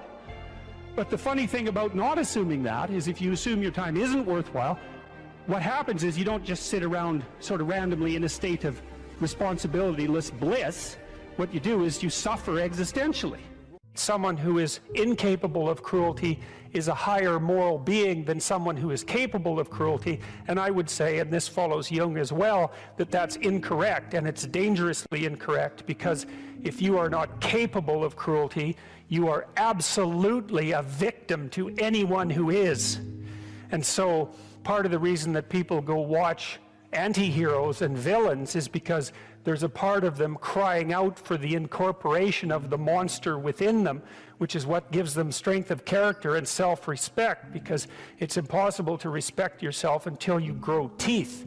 And if you grow teeth, then you realize that you're somewhat dangerous, or maybe somewhat seriously dangerous, and then you might be more willing to demand that you treat yourself with respect and other people do the same thing. And so that doesn't mean that being cruel is better than not being cruel. What it means is that being able to be cruel and then not being cruel is better than not being able to be cruel. Because in the first case, you're nothing but weak and naive. And in the second case, you're dangerous, but you have it under control. And you know, a lot of martial arts concentrate on exactly that as part of their philosophy of training. It's like, we're not training you to fight. We're training you to be peaceful and awake and avoid fights. But if you happen to have to get in one, and I guess the philosophy also is that if you're competent at fighting, that actually decreases the probability that you're going to have to fight, because when someone pushes you, you'll be able to respond with confidence, and with any luck, and this is certainly the case with bullies, with any luck, a reasonable show of confidence, which is very much equivalent to a show of dominance, is going to be enough to make the bully back off. And so the strength that you develop in your monstrousness is actually the best guarantee of peace. And that's partly why Jung believed that it was necessary for people to integrate their shadow. And he said that was a terrible thing for people to attempt, because the human shadow, which is all those things about yourself that you don't want to realize, reaches all the way to hell. And what he meant by that was, it's through an analysis of your own shadow that you can come to understand why other people are capable, and you as well, of the sorts of terrible atrocities that characterized, let's say, the 20th century. And without that understanding, there's no possibility of bringing it under control. When you study Nazi Germany, for example, or you study the Soviet Union, particularly under Stalin, and you're asking yourself, well, what are these perpetrators like? Forget about the victims, let's talk about the perpetrators. The answer is, they're just like you. And if you don't know that, that just means that you don't know anything about people, including yourself. And then it also means that you have to discover why they're just like you. And believe me, that's no picnic. So that's enough to traumatize people, and that's partly why they don't do it. And it's also partly why the path to enlightenment and wisdom is seldom trod upon, because if it was all a matter of following your bliss and doing what made you happy, then everyone in the world would be a paragon of wisdom. But it's not that at all. It's a matter of facing the thing you least want to face. To determine when you were being inauthentic or non-congruent. And I've thought about this for a long time and tried to sort it out in a practical manner. And what I've concluded is this. You can try this for a couple of weeks. It's an extremely interesting exercise. So you sort of have to detach yourself from your thoughts and what you say. So you got to assume, you start by assuming that what you say and what you think is not necessarily you. And of course that's just the case, because a lot of what you think, in fact most of what you think and most of what you say, are the opinions of other people. They're things you've read or things people have told you, You know, that's a benefit in some ways because you get all those thoughts that other people have spent a long time formulating, but it's a disadvantage in that it's not exactly you. Okay, so you detach yourself from that. You're no longer your thoughts or the things that you say, or maybe you're no longer all of them. And now what you're going to try to find out is which of your thoughts and things that you say are you, and maybe so you can not utilize the rest, or maybe so that you can correct the rest, because they're not representative of yourself as an integrated being. They don't take everything into account.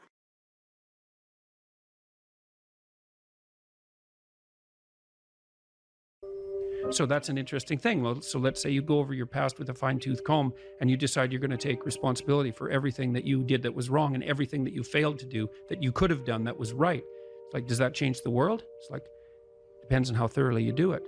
You might say it changes the world like nothing else possibly can. And I think that that's actually right. You have to allow yourself a certain latitude for error. And that's a useful thing to know too. One of the things I tell people when they're trying to develop a vision for their life or an implementable plan is make a bad plan. Like, make the best one you can, but don't get obsessive about it. It's like, make a plan, implement it. You'll figure out when you implement it why it's stupid. Exactly. And then you can fix it a little bit.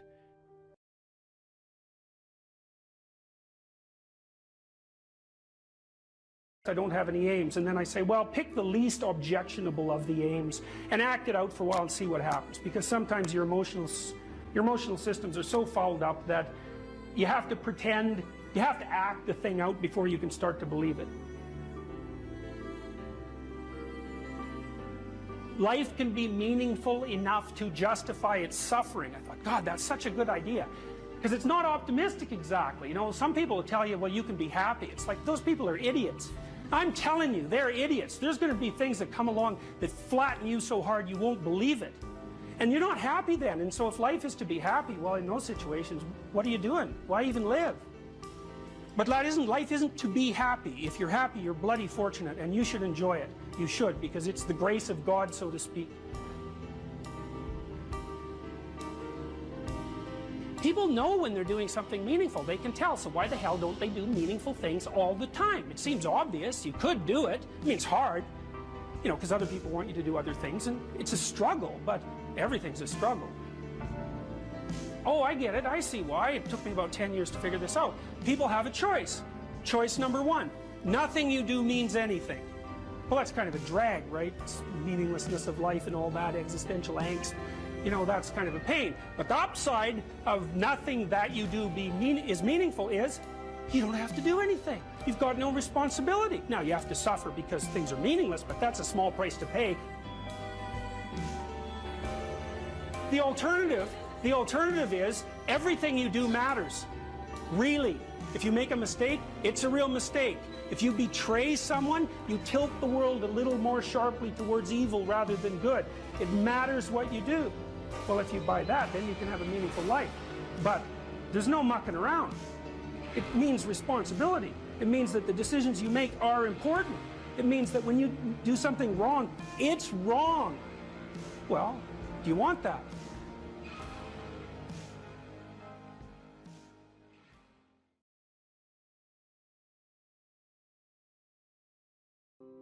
Well, one of the things that I think can be really useful, and this is also a skill that will serve you well for the rest of your life, is to start using a schedule, like a Gmail calendar, and schedule in studying time, for example. Now, so I've got some thoughts about using a schedule. People often don't like schedules because it's like developing your own tyrant. You know, it's, okay, well, here's a whole bunch of things I have to do tomorrow. That's my schedule, and I better stick with it, or I'm a bad person, I'm a failure. And that's not the right way to go about it, the scheduling. What you want to do with the schedule is design the day that you would like to have. Now, some of that's going to involve responsibilities that you have to live up to, or your life will get worse. Right? So, but I would say, if you're trying to start learning how to manage your school stress, is like, schedule in 10 minutes of homework. Maybe before you go to school in the morning, if you can get up. You probably can't, because teenagers have a hard time getting up in the morning. But start with 10 minutes. See if you can train yourself to sit down for 10 minutes after dinner, some regular time, and do 10 minutes of homework. And that's it. Put that in there as a goal. And then maybe if you've done your 10 minutes of homework, you can schedule in, I don't know, 15 minutes of playing a video game if you want, some sort of reward. But start figuring out how to organize your day so that you get to do the things that you want to do, and you do some of the things that you have to do in a manner that you think you could actually do, in a manner that would be sustainable across time. And that, like, the part of your brain that makes you anxious is really unhappy if you don't have a plan. And so one of the fastest ways to start to deal with too much negative emotion, too much stress-related negative emotion, is to make a plan and to make it concrete. And so I would say, and a schedule is an unbelievably useful way of doing that. And you think, in my mind, well, in your mind, well, why am I filling out this calendar for the week? Well, so I know what I'm doing so that I'm not anxious, so that I'm doing things I want to do so I have something to look forward to, and so that I'm doing things that I have to do so that my life doesn't go spiral downhill and make me more miserable and resentful and bitter. And so you can start to use a schedule as your friend, and like that'll take a year of practice to get good at. So if it doesn't work well in the first week, don't give up. Just keep doing it until you get yourself disciplined and are able to stick more and more to your plans. And that will help you so much in your life, you just can't believe it. So what you want to do is chop up that overwhelming infinity into a set of manageable tasks. And you want to think, well, you know, some of those tasks might be like, well, maybe you could put some order into your room. You know, or maybe you could make your room a little bit more beautiful, or maybe you could think of one thing around the house that you could do that would actually be helpful. And you're doing that to improve your life. That's the point. You're not doing it because someone's shaking a stick at you and telling you that this is what you have to do if you're going to be a good person. That's not the point. And you also, with your schedule, you think, well, I'm going to design this schedule for someone I like. And that person that I'm designing the schedule for that I like is going to be me. And so it isn't the schedule of a slave master to a slave. It's a negotiated schedule that you arrange with yourself so that you can have a decent life. But it's a very powerful tool to have a calendar at your disposal. And if you can learn to use that young, just put a few things in it. Put in your classes, put in a few assignments, put in some things that you might want to do. Just start stupidly and badly, and you'll get good at it and assume you'll get good at it over about a year, and that'll change your life. Like if you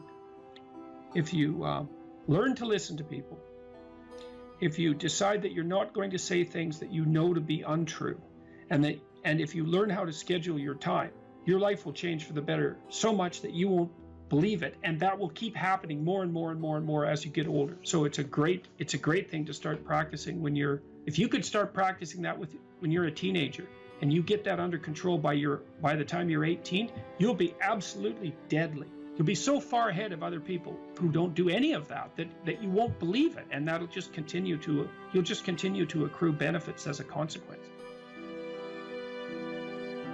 Well, the thing is that, or one of the things is that, you know, you are going to be putting up with other people's problems and troubles for the rest of your life. And what you want to do is live your life in a manner that makes all of that tolerable. And so I would say, with the scheduling and with the attempt to speak honestly, and with the development of goals that are valuable to you, you're going to be occupied enough with your own life and see enough of the quality of that life so that you'll be able to tolerate a fair bit of noise and stress coming at you from other directions. And I would also say that the more that you put yourself together in the manner that we've already discussed, the better other people will treat you, and the less unnecessary suffering and distress that you're going to encounter. And I would say, and I'll close with this, I would say to your viewers, don't underestimate the utility of getting your act together. Another thing you can do is, and this is like deciding that you're going to stop saying things that you know not to be true. The other thing is, you could decide to stop doing things that you notice make you weak. And it's a game that you're playing with yourself. It's like you're out with your friends, you do something maybe because you think it'll make you popular, and you notice that makes you feel kind of subordinate and weak, and think, aha, I shouldn't do that again. I don't know exactly what it is that I did wrong, but it made me feel weak. It made me feel like I was coming apart at the seams. it's not the thing I should repeat. So you try to do things that make you stronger. You try to say things that make your speech more true and accurate. You try to aim at things that you think are worth attaining, and you get yourself disciplined and in order, and that will do. There's nothing else you can do in your life that will be of more benefit to you and to other people simultaneously. And if you could start that when you're a kid, man, I tell you, you'll be so far ahead. You'll be so far ahead by the time you're 18 or 19 that it'll be like you're in a different universe.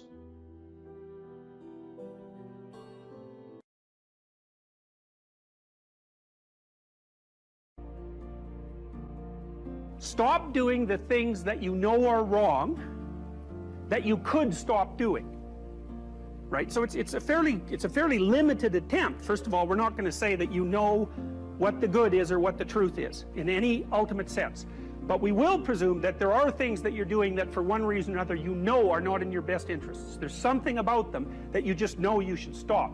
They're kind of self-evident to you. Other things you're going to be doubtful about. You're not going to know which way is up and which way is down. But there are things that you're doing that you know you shouldn't do. Now, some of those you won't stop doing for whatever reason. You don't have the discipline, or maybe there's a secondary payoff, or you don't believe it's necessary, or it's too much of a sacrifice, or you're angry or resentful or afraid. Who knows? So forget about those for now. But there's another subset that you could stop doing. It might be a little thing. Well, that's fine. Stop doing it and see what happens. And what'll happen is your vision will clear a little bit. And then something else will pop up in your field of apprehension that you will also know you should stop doing, and that you could stop doing, because you strengthened yourself a bit by stopping doing the particular stupid thing that you were doing before. That just puts you together a little bit more. And you can do that repeatedly for an indefinite period of time. And you know, that doesn't necessarily mean that you're going to ever be able to formulate a clear and final picture of what constitutes the truth and the good. But it does mean that you'll be able to continually move away from what's untruth and what's bad. And, you know, that's not a bad start. You have to treat yourself like you matter. Because if you don't, then you don't take care of yourself, and you become vengeful and cruel. And you take it out on people around you, and you're not a positive force. None of that's good. So you suffer more, and so does everyone around you. And there's a malevolence that enters into it. None of that's good. So that's what happens if you don't treat yourself like you matter. And then, well, what happens if you don't treat other people like they matter? Well, you lie to them, you cheat them, you steal, you enter into impulsive relationships with them. They can't trust you. That doesn't go anywhere. They don't like you. You end up alone at best, and maybe like incarcerated at worst. Like, that doesn't work. And so you watch the people around you who thrive, regardless of what they say. They act out the proposition that everyone matters. And then you have a functional society. And I think, okay, well, if when you act out the proposition that everyone matters, you have a functional society, maybe that's evidence that that proposition is true. It's like, I think it's true. It's unbelievable how little genuine encouragement many people need, and how they had none. No one ever said to them and meant it. It's not okay for you to be a weak loser. It's not okay. And the reason it's not okay is because you could be way more than that. And it's a crime, an ethical crime, for you to allow all that necessary potential to go to waste. It hurts you, it hurts your family, it hurts the world. Really, really, it does. And people think, oh, okay, I get it. And they do get it, because they know at some level. The other thing people tell me, you know, they say, well, I've been paying attention to your lectures, developing a vision for my life, trying to tell the truth, trying to adopt more responsibility, and things are way better. But the other story is, you've been able to help me put into words things I always knew to be true, but didn't know how to say, which is a good role for an intellectual to play. And so, well, so that's why this all makes me emotional. It's so good, you know, and so much of this has been covered as if it's political. It's not political, what I'm doing. It's not political. I don't tell people that they're okay the way they are. No, I say, no, you could be way more than you are. And they're relieved about that, you see, because if you're in a dark and terrible place and someone says you're okay the way you are, then you don't know what to do about that. It's like, no, I'm not. I'm having a terrible time and I'm hopeless. You're okay the way you are.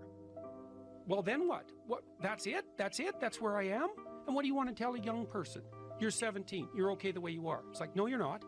You got 60 years to be better, and you could be way better. You could be incomparably better across multiple dimensions. And in pursuing that better, that's where you'll find the meaning in your life. And that will give you the antidote to the suffering. People have asked me in my book why I wrote it as an antidote to chaos, because, well, there isn't anything technically wrong with chaos. Chaos is a place of great potential. Well, the question is, what's the proper balance between chaos and order? Chaos, potential, and order. Well, the answer is, look, when you're a kid, you're all potential. It's chaotic potential. It can manifest itself in any number of ways. And maybe you don't want to give that up. So you're like Peter Pan. You want to be a kid forever because you don't want to give up the potential. And you look out in the world and all you see are Captain Hooks, who've lost a hand, who are chased by death because that's the clock in the crocodile. It's already got a taste of him. He's terrified by death and he's a tyrant. Well, I don't want to grow up to be that. So I won't be disciplined at all. Well, that's no good. Because the way the potential transforms itself into actuality is through discipline. And so then as you said, this is the trick though. You have to pick a path of discipline. What path of discipline you have to pick is a different issue. So there could be a rule. The rule might not be follow this rule. The rule might be you have to follow some rules. So it's a meta rule. And the meta rule is you have to discipline yourself. And the issue is, well, how? That's not really the relevant question. You can pick a disciplinary path. That's why I often tell my clients, especially young people, they say, well, I don't know what to do. It's like, that's okay. Nobody does. Go do something. Do the best thing that you can think of. Put the best plan you have into practice. It's not going to be perfect, and it will change along the way. But it will change partly because you become disciplined pursuing the path. And as you become disciplined, you become wiser. And as you become wiser, you become able to formulate better and better plans. So you can start vaguely and confused and develop a plan that's not so great, and you start to implement it, and then you accrue incremental wisdom as you implement your flawed plan, and that enables you to fix the plan. And so that's part of that process of incremental self-improvement as well. You don't want someone else's fate. Man, your fate's enough, and your adventure's enough. It's plenty. It's more than you can ever fully realize. And so that's also part of the reason that we all believe that the individual has some intrinsic dignity. It's don't be so sure that your position and your room is so damn trivial. It might be your attitude towards it that's trivial. And if you're in dire straits and dire circumstances, just look at how much opportunity you have to make things better. Compare yourself to who you were yesterday and not to who someone else is today. It's the same basic idea, right? Is that you have to get your markers for success right, because otherwise you can end up in the situation you described, which is that, like, there's always people out there who are doing far better than you on pretty much anything you want to imagine. And if all you're doing is seeing yourself in their reflected light, let's say, then it's going to be pretty damn dismal. But it's not a good comparison, because you shouldn't just compare. Well, first of all, there's danger in just comparing yourself to others, period, because they're not you, and God only knows what struggles they had to undertake to get to where they were, or what burdens they're currently carrying that you're not aware of. You just don't know any of that. But you can certainly contrast yourself with yourself. And that's a lot better. It is the only way. Well, it's also the only way of really measuring anything approximating proper improvement. You can actually tell when you're a little better than you were yesterday. Right. So, and you can actually do that. That's another thing that's so interesting about it, is that you can actually make yourself a little better in some way, pretty much. Well, I don't know if it's at every moment, but you can certainly do it every day. It's funny. I mean, obviously, if you have a problem and you think about it, you can think up a solution. And it's not obvious how you do that. I mean, it's not like how you're manipulating your neurons or something. Mm-hmm. It happens of its own accord in some sense. Like, you can participate in it, I guess, and you can interfere with it. And it seems to take a certain amount of willpower, but it still all happens mysteriously behind the scenes. One thing about the dopamine system that's so important and also explains a lot of pathology, but also a lot of human evolution, is that we have basically one major reward system, which is the dopaminergic system. I sometimes like the analogy that, nowadays you hear about cryptocurrency, or the dollar versus the euro versus the this versus that. There's only one currency in all of reality, actually, and it's dopamine. Whether or not it's the dollar-backed dopamine or it's euro-backed dopamine or Bitcoin-backed dopamine. In the end, whether or not someone has $1 billion or $2 is really that currency resides as something that's transacted in the real world, but their notion of power and potential is dopaminergic. And so too, the potential for mates, the potential for food, how much food you have, how much meat you have stored in the freezer tells you a lot about your security and well-being for you and your family, right? And that is translated into a dopaminergic internal representation of how safe and secure you are, et cetera. So this system of fear versus confrontation taps directly into the dopaminergic system. And there's a beautiful set of studies that were done in the 1960s, published in the journal Science, as one of the top journals to publish in. Again, this is not work that I did, but where they gave people, human beings, the option to stimulate a number of different brain areas, just sitting in the clinic. And some brain areas would evoke feelings of drunkenness, others would evoke feelings of anger, others of sadness, others of sexual arousal. And the area that these subjects all preferred to stimulate the most, in fact, they would just sit there and lever press pretty much all day long, was this midline thalamus area. And the subjective feeling that they reported, I find this interesting and would love your thoughts on this, is one of mild frustration, anticipation of something, although they didn't know what. Yeah, anticipation. And it's this idea, I think, that it's tapping into the dopamine system. And the dopamine system... The dopamine system says something good is going to happen. That's right. The key... It says something good is going to happen. Something good is going to happen. And it's an appetitive state in some sense, because it doesn't signify the acquisition of... It's not satiating. Right. It's appetitive. That's right. And so it drives you forward. And you might think that being driven forward would be unpleasant, but if you're activating the systems that drive you forward voluntarily, then that's the most positive form of positive reinforcement you can have. I think I read animal researchers who said that when they watched animals who were bar pressing to receive stimulation in those brain areas, the animals would look forward as if something was about to appear that they wanted to have appear. Incredible. So that was part of that apprehension. It's a hope system in some sense. Right? It's the elicitation of hope. That's right. It's dopamine, and here I'm robbing words from others, like my colleague Anna Lemke, who, it's not about having, it's about wanting. It's not about pleasure as much as it is about craving and motivation and drive. And something critical about the... And Panksepp called it seeking. Yeah, brilliant. I never met Panksepp. Did you? You met Jaak? I met him online. We were in a neurological chat room, so to speak, for a neuropsychological chat room for about 5 years, and I had a chance to interact with him a fair bit in that. So that was really good. I'm envious. He's done beautiful work, and thank you for calling people's attention to his work. I know you've done that many times, and such key work. The dopamine system is in touch with the autonomic system, sure, because it has to register success versus failure of some pursuit. The prefrontal cortex is actually part of the dopamine reward system. People often overlook this, and then we just think about nucleus accumbens and ventral tegmental area. But the prefrontal cortex, because as you pointed out before, it is generating possible outcomes, different rules, different selves are being projected into the future. You can think that the 2 marshmallow task, the classic, give kids the option to either have a marshmallow now or wait and have 2 marshmallows, and the cute little videos of the kids, in the room with the marshmallows, sniffing it, talking to it. Occasionally a kid will just stuff it in his mouth. Another child will turn away, delightful, right? And all sorts of ideas have come about how they do in life versus if they can wait or not wait. In any case, that's dopaminergic anticipation. The key thing with dopamine, I think, that encapsulates the most of it is this notion of reward prediction error, which is very simple. If you are excited and anticipating something, you are generating some internal sense of the probability of it happening. We're going to the ice cream store, kids. Let's go. We're going to have ice cream. We have ice cream.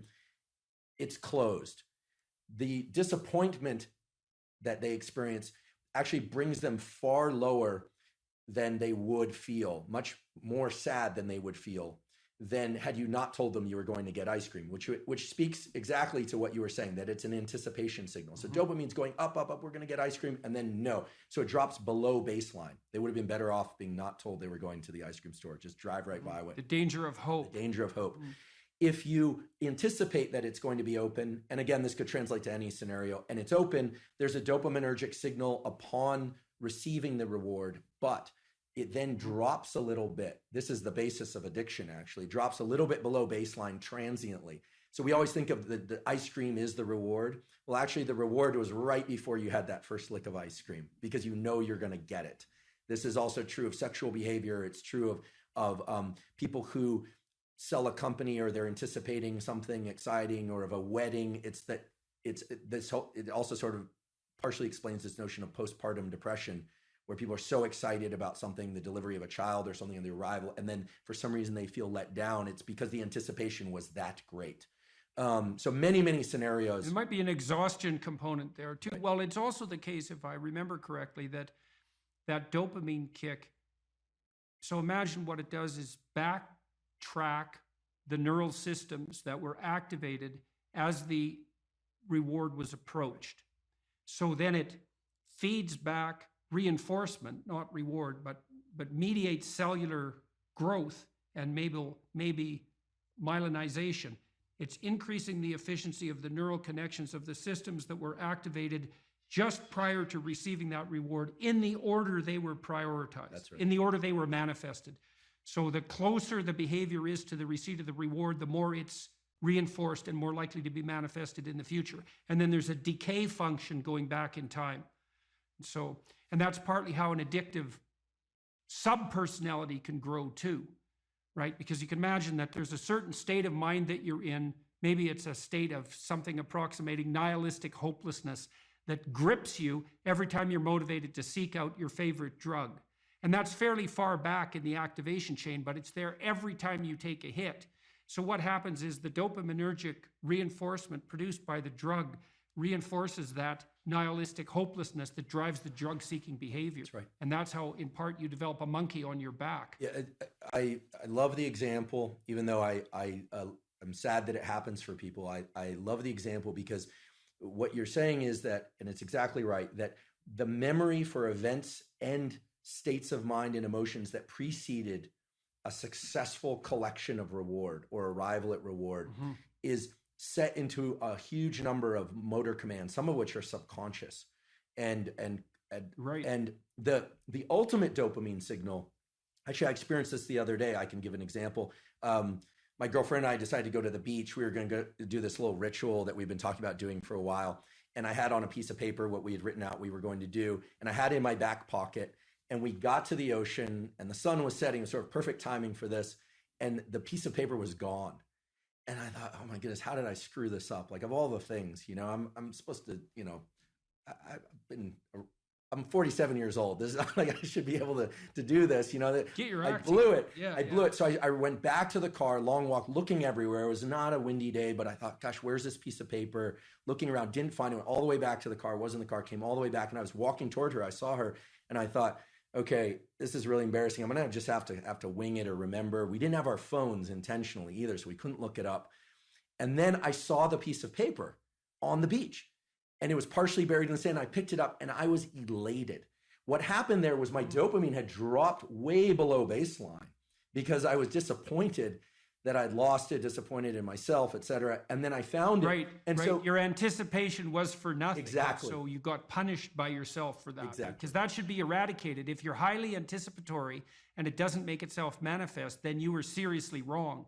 So you're going to take a emotional hit as a consequence of that. I think that's also associated, that emotional hit, that pain that you feel, I think that's actually associated with the beginning stages of the death of the systems that mediated that initial response.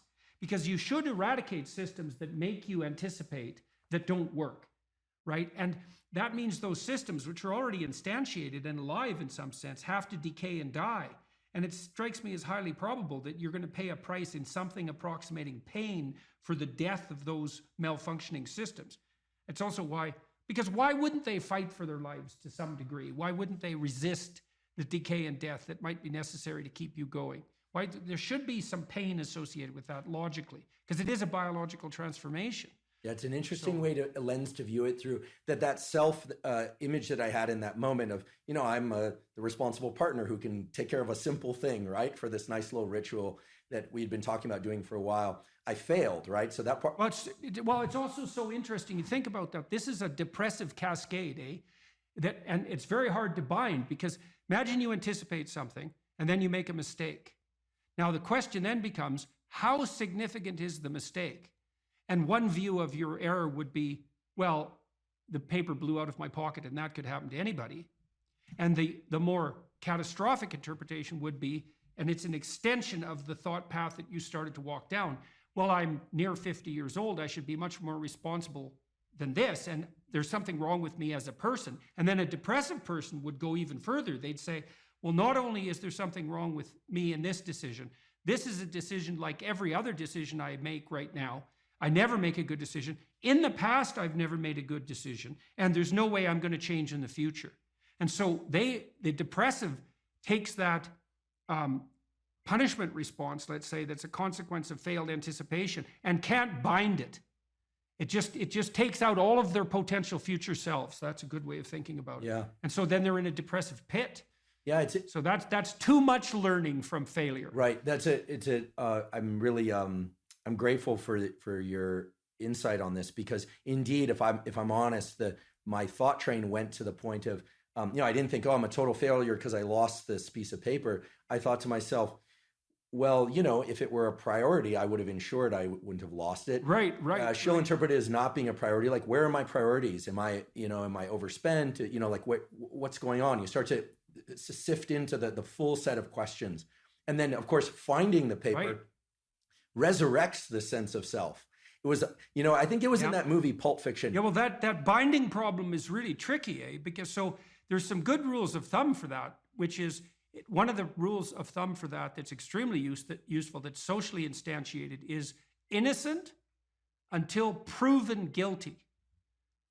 Right, so you might say, when those thoughts come up, because they're adversarial and accusatory thoughts, you might say, well, that is part of the realm of possibility, but I shouldn't. When your child does something wrong that's minor, you don't say you're a rotten kid, right? You bind it. You say, look, kid, here's a bunch of things you're doing right. But in this particular example, specific situation, here's the minimal thing you did incorrectly and how to alter it.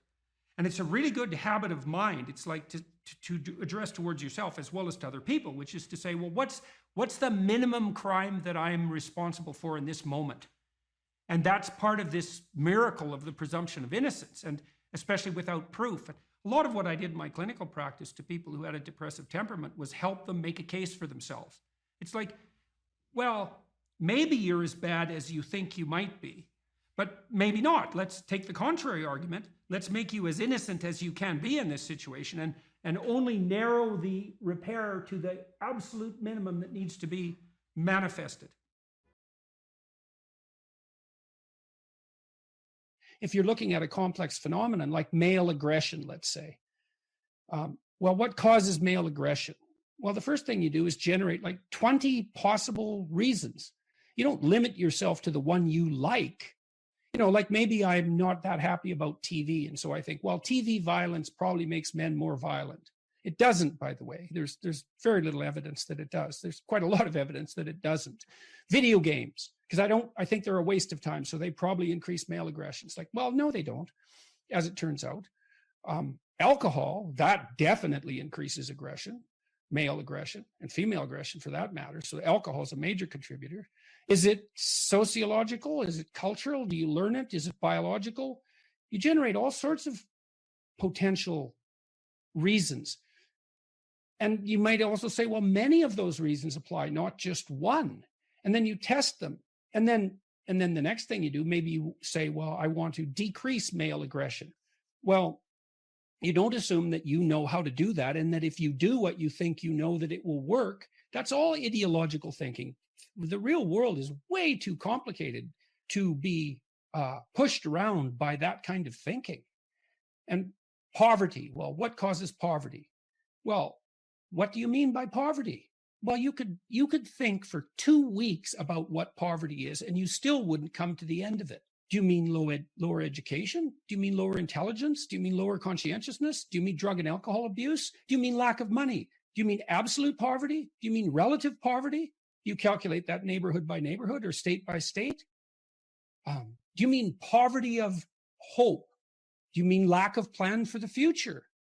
Et cetera, et cetera. And all of those questions, so you decompose, so you think, well, poverty is caused by lack of money. It's like, really, that's your theory, is it? Well, it's not good enough, that theory. It's not even, most things that are truly problematic are so complex that no ideological solution can possibly suffice. It's just not a good way to go about the problem. And then there's the other problem too, which is that, well, one of the terrible temptations of an ideology is that once you parse out the world and have your reasons why problems exist, so let's say poverty exists because of capitalism, which is a completely idiotic theory. I mean, poverty exists because people are born with nothing, and it's hard to acquire goods. So the default state is poverty. So it's not caused by any sociological system. So it's foolish to begin with. But let's assume that you think that poverty, or at least relative poverty, is caused by capitalism. Well, then you have a convenient enemy.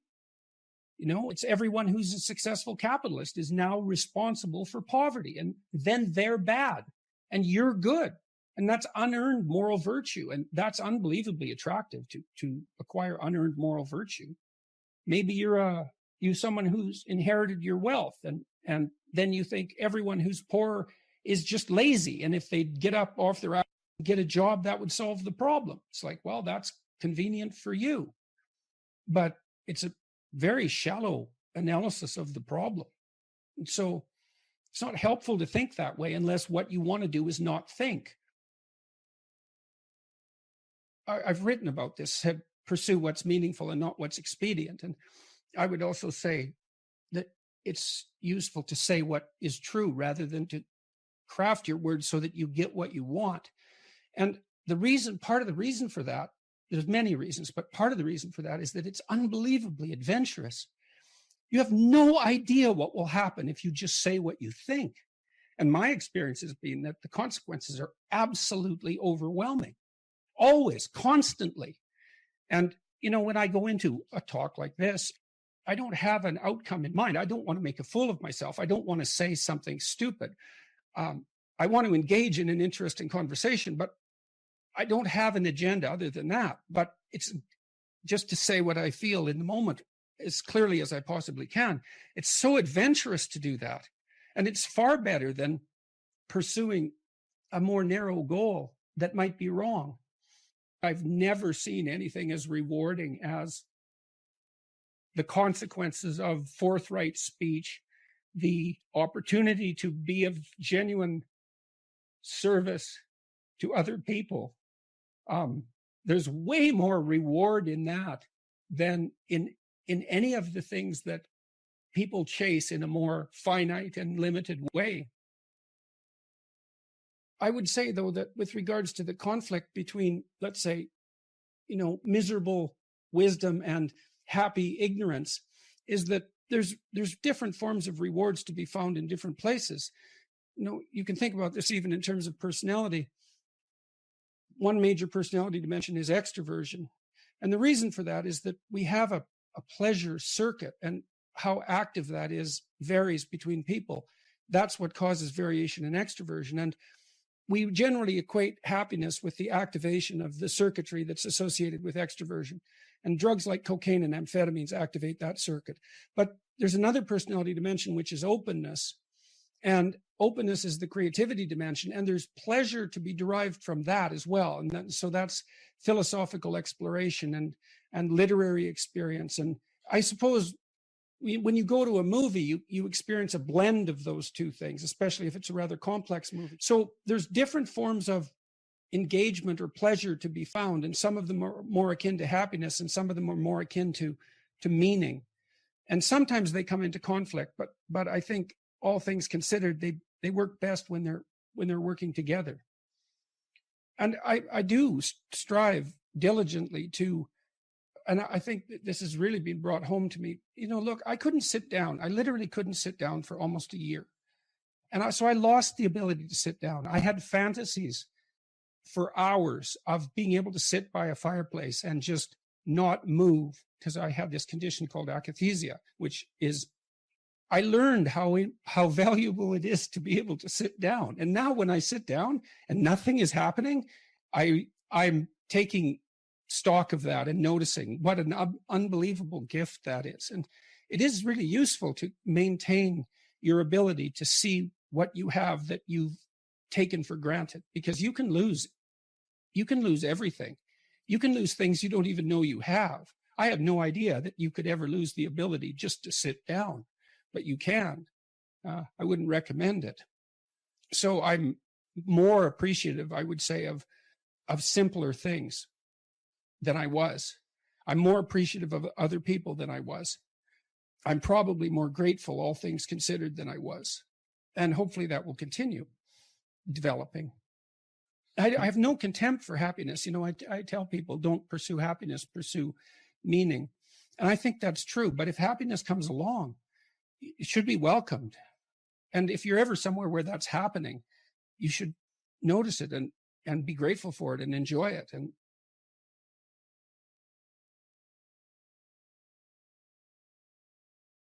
there's this idea that philosophers have developed in the last 50 years called performative contradiction. It's like a lie. Normally, you think of a lie as you lie when you say something that you know not to be true. And there's different forms of lies. There's sins of commission, lies of commission, where you literally say something and you know it not to be true. And then there are lies of omission, where you have something to say and you don't. And classically, people have regarded sins of commission more seriously than sins of omission, but sins of omission, they're not nothing. And you know, I've read studies that purport to demonstrate that if you ask people when they're older, you know, what they regret most in their life, it isn't the mistakes they've made, it's the opportunities that presented themselves to them that they never took, right? That's a sin of omission. I think it's an open question. You know, maybe your life would be long enough, even though it's short. Maybe your life would be long enough if you took advantage of everything that came your way. Maybe you'd exhaust yourself in the pursuit of that opportunity so that you could be content with the finitude of your mortal existence. If you didn't avoid and hide things in the fog, let's say, that's rule number 3. Do not hide unwanted things in the fog. Your own future, all that opportunity. Do not do what you hate. You go to work and you hate it, right? You're forced to do things that you don't want to do, that grate against, not your lack of discipline, right? We have to get that straight, not your immaturity. You have to, if you're resentful, you got to ask yourself, you know, are you just immature or are you being tyrannized? No, those are the questions. And the probability that you're immature is very high if you're resentful, but it's also, well, it's the case for everyone, right? It's like, have you fully grown up? It's highly improbable. And well, you know people, you know what they're like, you know yourself, that you're still 13 in some ways. And I can see this in my clinical clients often. It was so interesting watching them talk, because especially if they had been hurt at some point in their life, they would literally, I could see them transform right before my eyes. I saw one woman once who talked to me about a very traumatic experience she had. Her mother put her in a grocery cart, and it was on a hill. And she rolled down the hill in the bloody grocery cart, and it spilled her out. And she ended up in a hospital and under the care of a pretty damn psychopathic nurse. And it really tilted her towards paranoia for the rest of her life, right? She was so shocked, first of all, that she got hurt, and second of all, that when she went for help, she encountered someone malevolent who actually, what would you say, fed on her pain. She never recovered from that. And then when she was telling me the story, she was like a 55-year-old woman. She was 5. Like everything about her just shifted, like her tone of voice, the set of her face, the voice she used. You could just see that part of her had come to one crash and halt in the out-of-control shopping cart that hit the pavement hard when she was 5 years old. And this hate.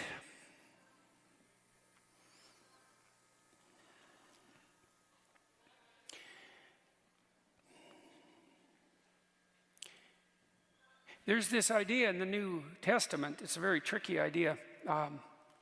There's one unforgivable sin. People have argued forever about what that is.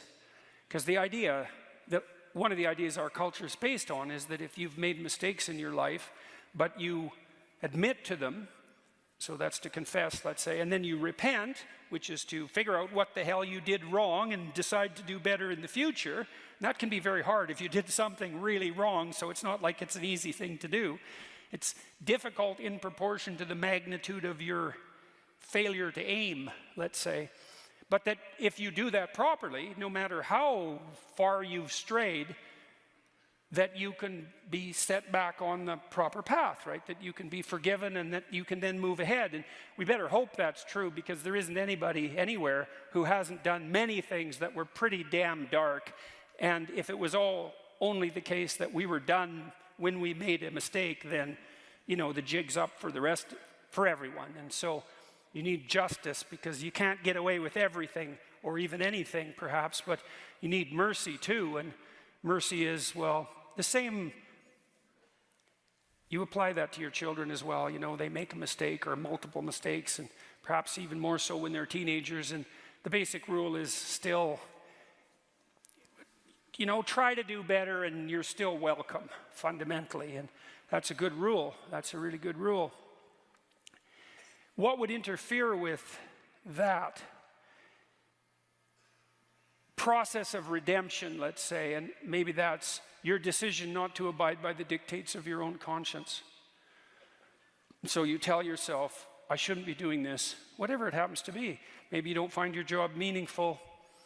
And not that that's a simple problem. Or maybe you're really called upon to do things at work or in your family life, or just to save your good name, that really do disturb you, and yet you do them anyway. And then you practice doing that. You make that into a habit, and everything you practice, that becomes you. This is true neurologically.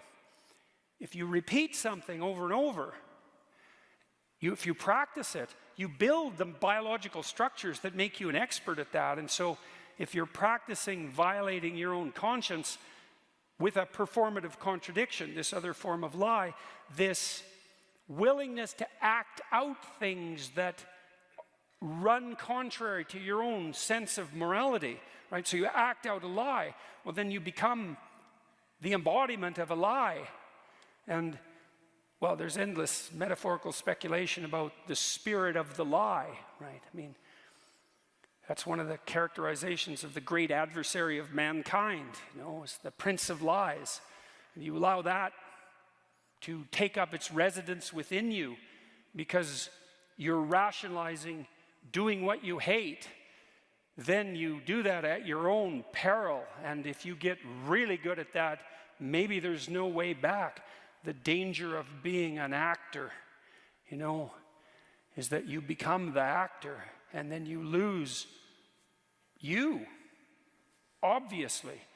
You replace you with that falsehood, and that will make you bitter, to lose you in the service of a falsehood. And then, you know, once you're bitter, then you're vengeful, and once you're vengeful, then you're, what's next? Fratricidal. That's Cain, by the way. And once you're fratricidal, the next step is homicidal, and the step past that is genocidal. And, you know, you can walk down all those steps, and people have lots of times. And every one of us has something in us of all of that. That's for sure. And you don't want to practice that. Agreeableness is a very difficult personality dimension to understand, I think, partly because it's difficult to dissociate from neuroticism and as well from extroversion.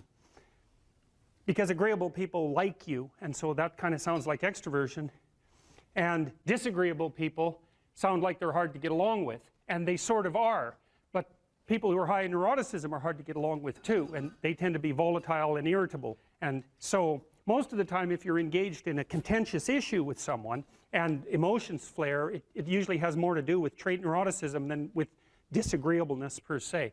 So what I'm going to do is try to describe to you what the agreeable trait is on both of its dimensions, and also to lay out the pros and cons of existence on that normal distribution, trait normal distribution, at more or less every point. Because I think, the way I look at it anyways, is that of all the traits, agreeableness is the one that seems to come with the most marked positive and negative aspects, features, let's say, so we don't confuse it with aspects, the most positive and negative features at each point on the distribution. It's a very complex, seems to be a very, very complex dimension. So I'll read you some of the questions from the Big Five aspect scale, and that'll give you kind of an initial rule of thumb estimate about whether or not you're agreeable or disagreeable. And so here are some of the questions. Imagine that you're answering these for yourself on a scale from 1 to 5, strongly disagree to strongly agree. So the first question is, am not interested in other people's problems. So if you are interested in other people's problems, that tilts you towards agreeableness, and I believe that's agreeableness is divided into compassion and politeness, which also sound like very positive things, right? Because everyone wants to be compassionate and everyone wants to be polite, and so you might say, well, is that a virtue? Are those virtues, with the other end being actually negative, to be not compassionate, not polite? It's certainly worded that way, and that's actually a mistake, because we know that these traits are normally distributed, roughly speaking, right?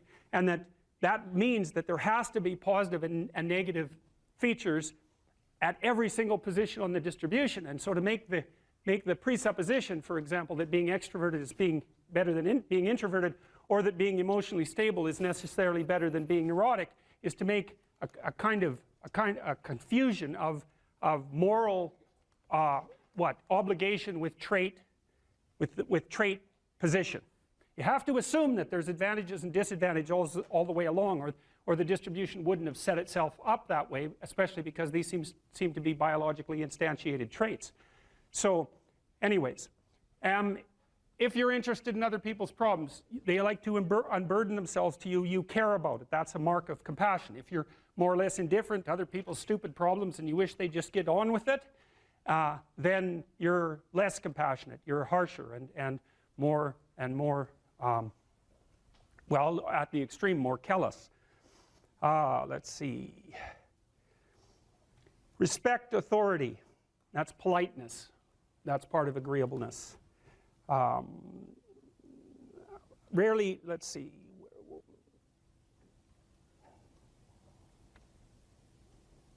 Feel others' emotions. Compassion. Inquire about others' well-being. Compassion.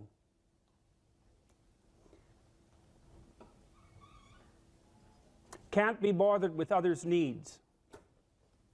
Take advantage of others. That's disagreeable, obviously. Sympathize with others' feelings. Avoid imposing my will on others. Wait for others to lead the way. Okay, I think all of those were associated with trait agreeableness or disagreeableness. So let's think about this for a minute. So I'm going to tell you how I conceptualize agreeableness. The first thing you want to know is that women are more agreeable than men, about half a standard deviation. And that's approximately enough so that if you took a random male and a random female out of the population and you tried to guess who was more agreeable and you guessed the female, you'd be right about 60% of the time. So, but what's interesting about that, and this is something also to keep in mind, is about normal distributions, you know. So imagine you have a normal distribution so that most people are in the middle, and then you have another normal distribution, male and female, and mostly they overlap. But you see out here and out here, they don't overlap at all. And so even though on average men and women aren't that much different in terms of their levels of agreeableness by the group, if you go out and you look at the extremes, they're very different. So all of the most agreeable people are women, and all of the most disagreeable people are men. And the thing is, the extremes are often what matter rather than what's in the middle. And so one of the ways that's reflected in society, by the way, is there's way more men in prison. And the best personality predictor of being imprisoned is to be low in agreeableness. It makes you callous. Now you might think, well, what's the opposite of compassion and politeness? And the answer to that is, I think it's best sort of conceptualized as a trading game. So let's say that we're going to play repeated trading games. And if you're very agreeable, then you're going to bargain harder on my behalf than you're going to bargain on your own behalf. Whereas if you're very disagreeable, you're going to do the reverse. You're going to think, I'm in this trading game for me, and you're going to take care of your own interests. Where an agreeable person is going to say, no, no, at best, this is, at worst, this has to be 50-50, but I'd like to help you every way I can. Okay, now so you kind of understand that. Now the advantage to being agreeable then is that you're good in teams and you're very much likely to give other people credit. The downside of being agreeable is that you're not very good at putting forward your own interests. And so one of the things that predicts salary across time, for example, is agreeableness, and it predicts it negatively. And so it's part of the reason why women get paid less than men. And this is something for the women in the class to really listen to, because how you get paid across time depends on a very large number of things, right? It depends on your skills and your abilities and your position and your social network and all of that. But the other thing it depends on is whether or not you actually go ask for money, or maybe that you don't even ask, because actually you don't ask for money. You tell people that you need to be paid more, or something they don't like will happen. And I don't mean as a threat. I mean that you have to be willing, when you're negotiating, to have an alternative. You go talk to your boss, who isn't going to give you money, because everyone wants money, right? It's a competitive game. You're going to have to go there and say, look, here's what I do. Here's why it's useful. Here's why you have to give me more money. And this is my opportunities if you don't. And then you're not taking your boss's money anyways, because it's very frequently the case that he's working for a whopping big company. But he needs an excuse to give you money, because everyone's asking for money all the time. And so you have to put your case forward powerfully and disagreeably. Now, you don't want to do it too disagreeably, because then he's going to think that you're a son of a bitch, and maybe he's not going to give you anything, and maybe you'll get fired for being mouthy and all of that. And that certainly happens to people who are too disagreeable. You got to get the balance right. But it's definitely the case. And the other thing that happens to women that's also worth noting, and this is probably because they're higher in negative emotion, is they tend to underestimate their own utility in business settings, right? Because if you're trying to evaluate what you're like, and you're more tilted towards negative emotion, then the things that you do that are wrong are going to stand out more on the foreground than the things that you do that are right. So if you go into a negotiation and you're uncertain already because you have self-doubts, and then you're agreeable in the negotiation, what's going to happen is that you're not going to win as often. And winning in a business setting or in a career development setting means more opportunity for promotion and more revenue generated. Now, the downside of that, of course, is as you climb the business hierarchy, is that you also have to take on more responsibility. And that responsibility is sometimes unpleasant as well, especially to people who are agreeable, because you're not necessarily liked if you're in a position of authority. And agreeable people really like to be liked. It's their primary motivator, because they're concerned about the maintenance, I would say, of intimate, positive relationships. That also makes them conflict avoidant. Is there room for jealousy and insecurity in a relationship? Is there a healthy amount of jealousy that people should have in a relationship? Or does jealousy and insecurity only cause more suffering and pain in a relationship? Well, I think there's a reasonable amount of proprietary interest, let's say. I mean, in a classic monogamous relationship, a marriage, there's sexual fidelity as a crucial element of that. And maybe you'll make an arrangement that differs from that, but it's not easy to chart uncharted territory like that. I mean, if you want to have an adventure like that with a partner, a monogamous adventure that also includes sexual exploration, well, maybe you can pull it off, but I doubt it. It's really complicated. Yeah. Let's say you're not having sexual exploration with other people, and you're telling each other the truth and you're being honest. Is there room to be jealous or insecure in that relationship? Or does jealousy typically cause more harm than it does, spice and good, I guess? I think jealousy probably causes more trouble than good, but that doesn't mean that there's something wrong with the proprietary interest. Should you care if your partner pays undue attention to someone of the opposite sex they find attractive? Well, probably you should care. You might even say something about it. They might even be happy about that, right? Because it indicates that you noticed and that it matters to you. Now, I think it shades into jealousy when it's harmless interactions.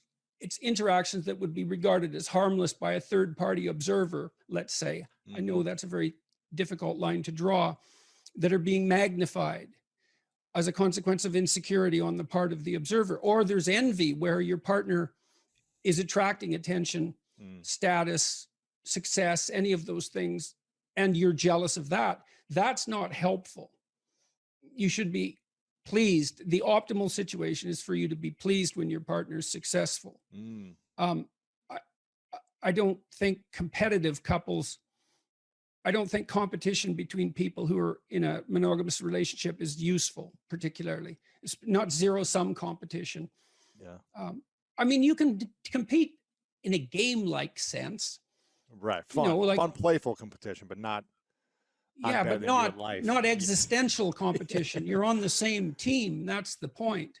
Right. And if one of you is feeling left behind for one reason or another, it's time to throw that out on the table and say, look, I'm playing second fiddle here far too often. What can we do about that? Well, it looks like you need it. And like, I've got an adventure. It looks like you need one too. Well, how can we rearrange the situation so I have my adventure? And then it's up to that person too to figure out what obstacles they might be putting up in their own pathway, right? That's stopping them. And then they have, they're angry at you for getting in the way, but it's actually a consequence of them using you as a convenient excuse for not doing something difficult. Those things all have to be sorted through. It's very hard. Yeah. Like, these conversations are extremely difficult. It's no wonder people avoid them. I also think people are not taught to negotiate. Oh man. At all. And that's a real shame. First of all, you figure out what you want. This is what I want. Then you tell the person, then you strategize with them so that you can get what you want and they can get what they want, and you both know what that is, and away you go together. And that usually comes out, it's usually obscured and hidden and comes out awkwardly and difficulty and with difficulty if it comes out at all. And people fool themselves into thinking that it's okay what they're doing. I'm sacrificing myself for the children, and that's okay. I'm sacrificing myself for my husband's career, and that's okay. I'm working at a job I can't stand because I need to support my wife and children, and that's okay. I mean, sometimes that is okay, but it has to be out, clear, in the open, talked about, negotiated, discussed. I think you can be a slave or a tyrant, or you can negotiate. Those are your options. And we default to slavery and tyranny because that doesn't require any cognitive effort. And then we pretend that everything's all right. And then it blows up in our faces and we end up divorced. Right. So we got to learn how to negotiate. Yeah. Yeah, well, and then you have to notice that there are things that you want, right? And you have to tell yourself what those are. And then you have to let the other person know. And then they can deprive you of them because they actually know who you are. And so that's a big risk. But if you do lay it out and negotiate it, then you have two people working in the same direction, and they each bring their different viewpoints to bear on the problem. And sometimes that'll save you, that additional cognitive complexity you have because there's two of you instead of one. It can make you much more effective. What happens when we feel like our partner is depriving us of what we want? If it's not, infidelity or something of the likes of being with other people, but something else that we want in our life, a goal. Well, sexually, that happens all the time. Right. Because people, generally speaking, men would like to have sex more frequently than women. So that's a sticking point in many relationships. But forget that for the moment. We might just as well say that the probability that one partner and the other partner are going to have exactly the same level of sexual interest say with regards to frequency is quite low. So there's going to be friction there. So what do? Well, you negotiate about it. It's like, well, I'd like to have sex 15 times a week. Well, I'd like to have sex once a week. Right. Okay, well, you know, the logical meeting point there would be in the middle.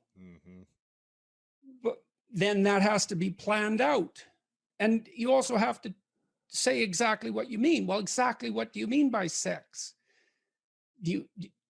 Because there's all sorts of variations of sex, ranging from just intimate closeness to full-fledged sexual activity of various sorts. And the various sorts matter too.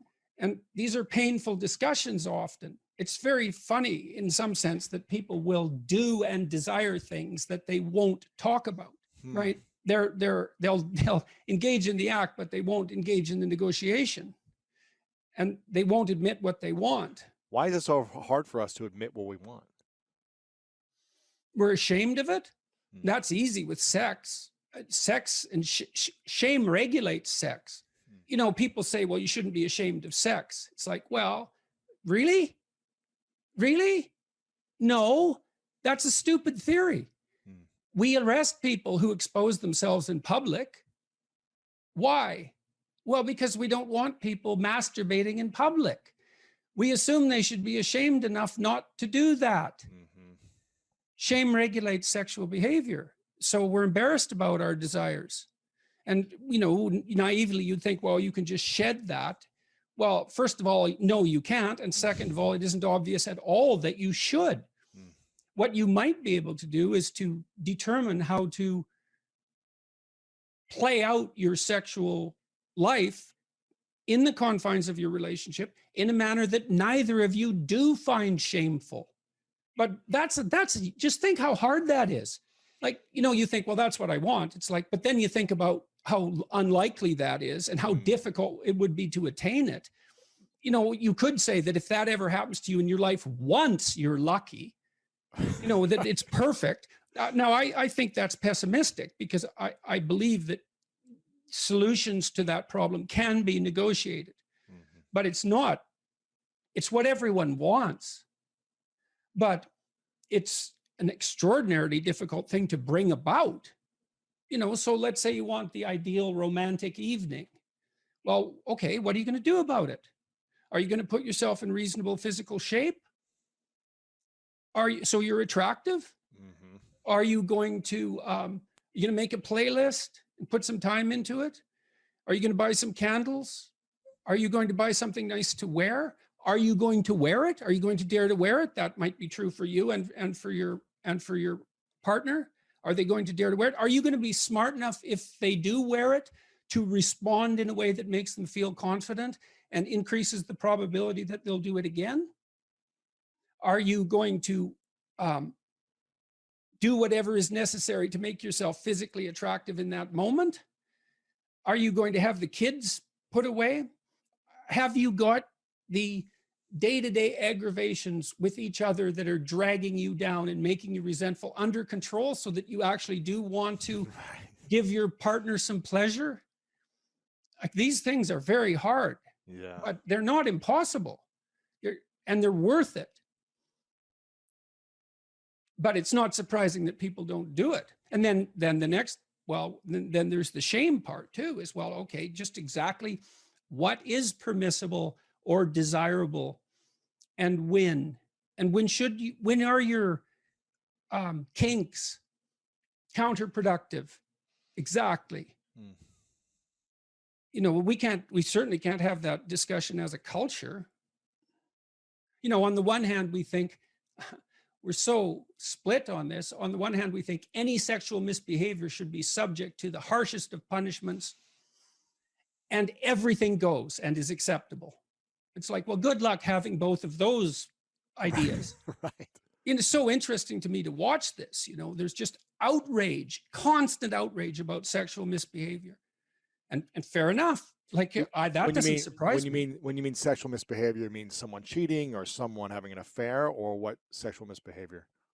Yes, or unwanted sexual attention or sexual harassment. And I'm not saying these things don't happen or that they're not nefarious and and uh, and and awful. Obviously, they are. It's no wonder that happens. But at the same time, we also are obsessed with the notion that any sexual interest of any sort whatsoever, with the possible exception of sexual interest in children, is absolutely laudable. Well, sorry, you can't have both of those things. Right. Right. So, and because we want both of them, insist upon both of them, then we can't even have a discussion. We can't have a discussion about pornography. It doesn't look to me like pornography is really a very good idea. I don't think it's helping anyone. Now, you know, there might be codicils to that, freedom of expression, some potential educational utility, the pleasure that's a consequence of sexual utilization of pornographic material. But I would still say, seeing all that it's not a net social good. It doesn't do the people who produce it or who consume it any good. And I don't believe that anyone feels like a better human being after utilizing pornography for sexual gratification. Now, you might say, well, that's because they've been shamed about sex since they're born. And, you know, and that's a consequence of our crooked culture. And, you know, in a utopian world, we wouldn't have that shame. And yeah, no, it's way more complicated than that. And I read something in one of the YouTube comments in my video the other day. I was talking to Abigail Schreier about the apparent fact that today's teenagers are having much less sex. One person commented that there's the shame that men feel when sex is a spectator sport rather than a participatory act. And then you think, well, you know, the mere fact that you're watching two other people, one of whom isn't you, having sex instead of having sex, really implies something either about it implies something about your desirability. It's pretty hard to shake that, isn't it? Or your courage. Why is it that you're sitting there alone at night with your laptop on your lap? What the hell's wrong with you? Well, nothing. It's just we should dispense with sexual shame. It's like, no, probably not. That's probably not the answer.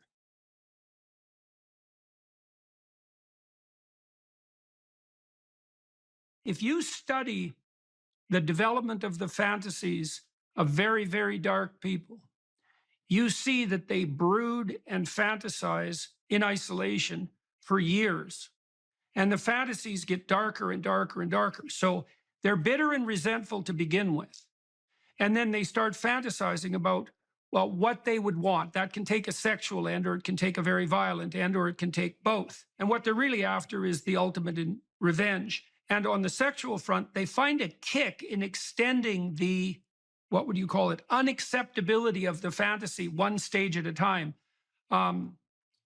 The famous and extremely attractive sexual serial killer, what was his name? There's a famous photograph of him like this, very attractive man. Do you remember his name? Ted Bundy. Anybody? Ted Bundy. Ted Bundy detailed out exactly how his fantasies progressed as he became more and more involved with pornography. And what happens in some sense is that these people who are nursing these terrible fantasies want to stay on the edge of novelty.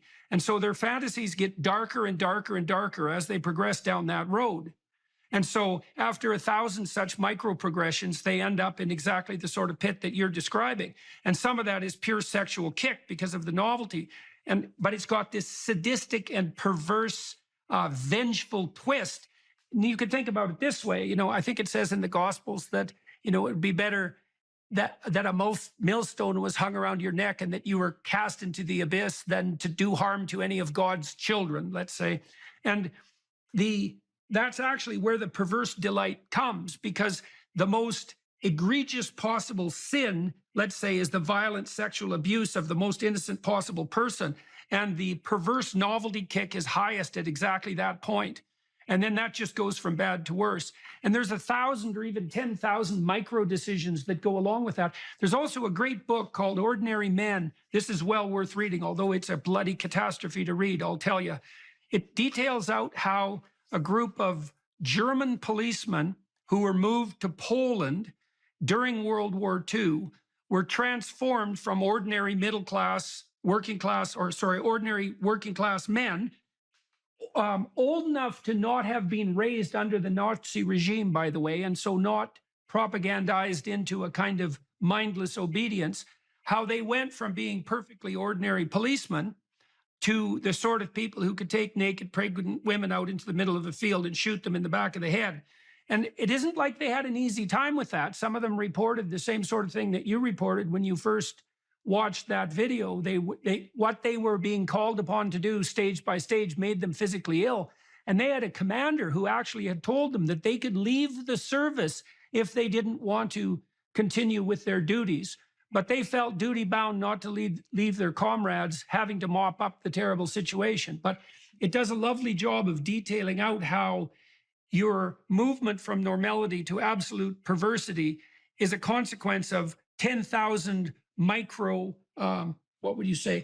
violations of your own conscience. Not all of them micro, obviously. So you need to know about the vengefulness. You need to know about the kick of sadism. That's that novelty kick that produces a dopaminergic kick that heightens sexual satisfaction. And so there's an element of sadistic misery that can add novelty to sex. That's particularly attractive to people who are bitter and resentful because they actually can't find any willing sexual partners. And so they're angry at the world and shake their fist at God because of it.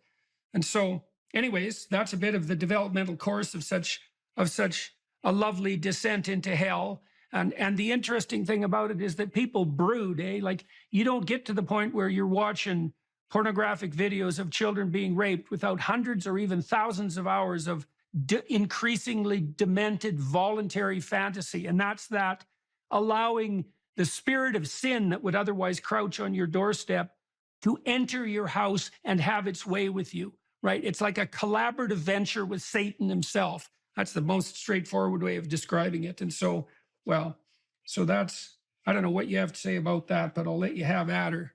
I'll say this, that everything you're saying absolutely resonates with my anecdotal experiences dealing with these people.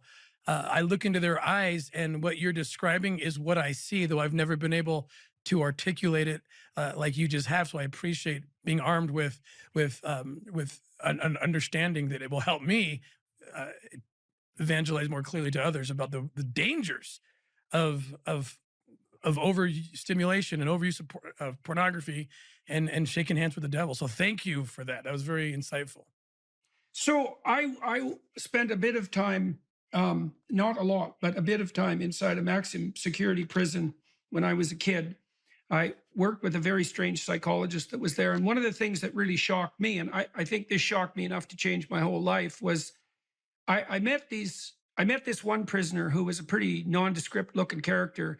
He took me for a walk out in the yard away from a gym full of like weightlifting, axe murderer, monsters, and rapists. And we went for a walk out in the yard, and the psychologist called us back and told me later in the office that this guy, who was about 5'2", pretty non-prepossessing guy, had made two policemen kneel in front of him, beg for their lives in reference to their families, and then shot them both in the back of the head and kicked them aside. And the shocking thing to me was, you kind of think that if you met pure evil, it would have a monstrous form. And, the thing that shocked me about that was the nondescript nature of this guy, his absolutely banal ordinariness, the fact that you could just walk past him on the street and you'd never know. He wasn't some monster, the monstrous character of Satan in your imagination is, a figure that's terrifying to behold instead of someone normal. You know what I mean? Normal in that cringing sense. These people that you've interacted with, like, what's your reaction to them when you talk to them, the pedophiles, when you talk to them and when you arrest them? My experience is very similar to what you just described. Very nondescript. People of all walks of life. We've arrested and I've interrogated educators, lawyers, law enforcement, clergymen, um, and sitting across from them. But with no apparent physicality that would tell you who they are. But I will say this: when they start talking and I look into their eyes, that's when I sense something that really scares the hell out of me. And the way they talk about children when they get there, and it's something that they've been able to normalize, and they're speaking to me about children almost like they're talking about the weather, or talking about buying and selling children like you talk about buying and selling computer parts or an automobile or something. And that's where I thought, something has taken over you. Something non-human has made you less human. And I've never been able to figure it out. Only that it creeps me out. And I usually end up getting them to confess, because they have brought themselves to a place where they think they're okay. They think that it's somehow normal. I don't know if that makes sense. How do to they, you, Dr. Peterson? Why? The degree of rationalization that has to, with each step forward in the progress of the fantasy, there has to be a step forward in the self-deception with regards to self-description, right? So imagine that you're attempting to cling to a sense of yourself at least as normal, but even maybe as a moral agent. I mean, the more forthright pedophiles claim that they're only allowing children to express their true sexual desires, and that what they're actually doing is forming the best relationship with the children that they've ever had. Now, of course, there's part of them that knows that that's an absolutely bloody, screaming, hellish lie. But you get to that lie, like I said, with 1,000 micro lies, right? And you're modifying your self-conception along the way. I mean, have you had these people justify themselves to you? And if so, by what means do they attempt to do that? So one person that comes to mind, absolutely, the answer is yes. And one person that comes to mind is the person depicted in the film Oshensky.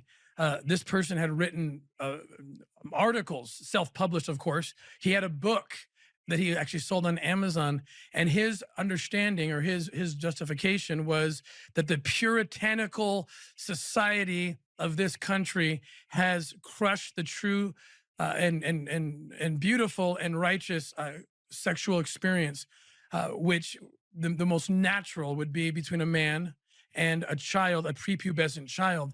A prepubescent child is the most beautiful form of humanity, and why take that away from a child? Children would be well conditioned to confront the challenges of life if only they could experience orgasmic pleasure even in their prepubescence. This is how they talk. Right. And That you saw echoes of that. There was attempts made in the 1970s by French intellectuals, surprise, surprise, to have the age of consent reduced radically. And that was always the rationale. It was an extension of the patriarchal oppression theory in some sense, right? That all sexual expression is essentially pure and good in its most fundamental form. And it's all warped by social pressure. And if we were just allowed to express ourselves in every manner that we saw fit, then everyone would be free and we wouldn't suffer anymore from the constraints of tyrannical society, right? And it's just convenient for the bloody pedophiles that happens to justify them doing whatever the hell they want to children who are obviously too young to consent.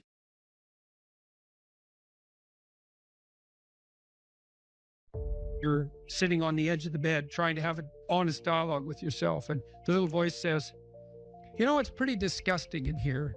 And you think, well, I'm way above such trivial niceties as organizing my room. It's like, well, that's pride. That's arrogance.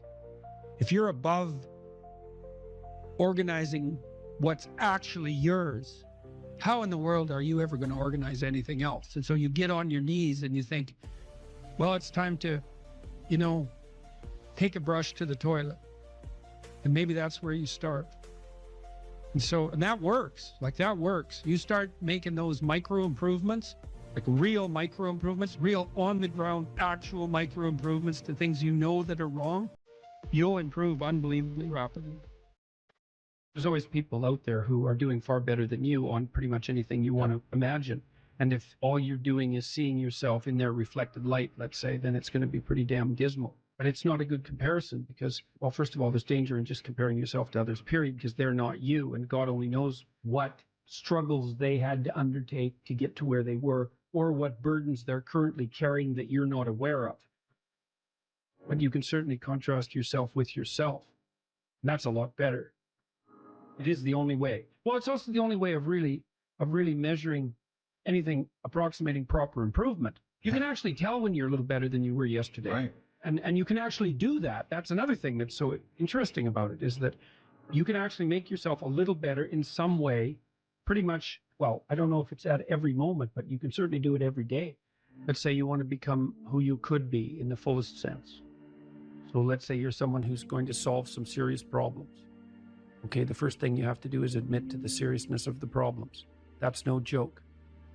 And so the first thing is just the terror of the problem itself. And that's enough to paralyze you, right?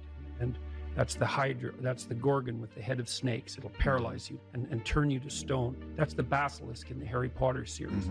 You look at it and it turns you to stone and lurks underneath everything, right? And it's malevolence and tragedy. And so there's that. And then the next is, well, you're going to take responsibility for that? You're really going to do that, are you? That's a hell of a load, man. And so it's daunting to even consider that. And then there's the discipline and responsibility that necessitates, which is also daunting. It's like, oh my God, the problem's that serious. I'm really going to have to get my act together in order to not contribute to it, much less solve it. And so the problem is terrible. And then the solution is daunting. But the upside of that is like, well, there isn't anything better to have than a problem that's worth solving, like that's really worth solving, right? And so the more of that you take on, the more you have a reason to get out of bed in the morning, no matter what. Like, I'm getting up, I'm trudging forward. Doesn't matter what I'm suffering from. I've got things that need to be done. They're necessary. And that gives you that sense of purpose that is the antidote to bitterness. Okay, well, let's say you want your life to be meaningful. It's like, okay, then what you do matters. It actually matters. Or how starting to clean up the room changed their life. That's quite fun because it's something I always tell people to do instead of going out and protesting. Jesus, I just can't stand Cleaning up that. the room? Yeah. Meaning? Well, my sense is that if you want to change the world, you start from yourself and work outward because you build your competence that way. It's like, I don't know how you can go out and protest the structure of the entire economic system if you can't keep your room organized. Well, I made a video call, which was called Message to Millennials, where it was called How to Change the World Properly. A bit of it on the pretentious side, I suppose, but I was trying to produce something that was a counterposition to this idea that what you should do is go out and fix up other people. You know, that's just not right. There's a New Testament line about that, something about, you know, not worrying too much about the log in your neighbor's eye or about the speck in your neighbor's eye when you have a log in your eye. What would the world be like if people stopped avoiding the things they knew they should do? You know, because the question is, how much are we contributing to the fact that life is an existential catastrophe and a tragedy? How much is our own corruption contributing to that? That's a really worthwhile question. The things you leave undone because you're angry, you're resentful, you're lazy, you have inertia. Well, you consult your conscience and it says, well, you know, that place over there could use a little work. It's the same as working on yourself, and so you clean that up because you can. And then things are a little clearer around you. And you're a little better off because you've practiced a bit, and so you're a little stronger, and then something else manifests itself and says, well, maybe you could like take a crack at fixing me up too. So you decide to do that, and then that gets a little bit more pristine, you know, and soon, and it's humble because you're not exceeding your domain of competence. You know, it's like, don't be fixing up the economy, 18-year-olds. You don't know anything about the economy. It's a massive, complex machine beyond anyone's understanding, and you mess with it at your peril. So, and can you even clean up your own room? No. Well, you should think about that. You should think about that. You only have to ask a stupid question once. You ask a stupid question, and if you're in a crowd and you ask a stupid question, 80% of the people in the crowd have the same question. They're just too cowardly to ask. But you ask and then someone actually tells you, you never have to ask that question again. You're no longer stupid. What stupid thing am I doing that I could quit doing? That I would quit doing? because those aren't the same thing, right? Because you know there's stupid things that you're doing that you're just not going to quit doing because you like them. But there might be something on the edge there where you could stop that. If you want to know something about yourself, sit on your bed one night and say to yourself, you got to mean this, like you got to be desperate. This is no game, this. My life is not everything I want it to be, and perhaps it's not everything that I need it to be. And by need, I mean my life is so unbearable that the suffering that's attendant upon that is make me nihilistic, cynical, bitter, resentful, driving the proclivity to see evil everywhere except within my own heart. Like, these are problems, man. And you ask yourself, you sit on the bed and say, okay, man, I'm ready to learn something. What's one thing I'm doing wrong that I know I'm doing wrong, that I could fix, that I would fix? It's like, you meditate on that, you'll get an answer. And it won't be one you want, but it'll be the necessary one. You know, and it's often something that will point you to small things. Like, that works. You start making those micro improvements, like real micro improvements, real on the ground, actual micro improvements to things you know that are wrong, you'll improve unbelievably rapidly. There's never been a better time for the majority of people to be alive. And the future, although we're vulnerable and terrible things can always happen to us, it's hard to make a case that the future doesn't look comparatively positive. We're becoming extremely technologically sophisticated, and the world is changing at an incredibly rapid rate. And the only way we're going to be able to manage that in a positive way is if each of us, or as many of us as possible, are capable of making wise and careful and truthful decisions. And if we do that, then maybe things can continue to improve. You don't get people to stand up on their own 2 feet and to adopt responsibility if everything is given to them. And that's a real conundrum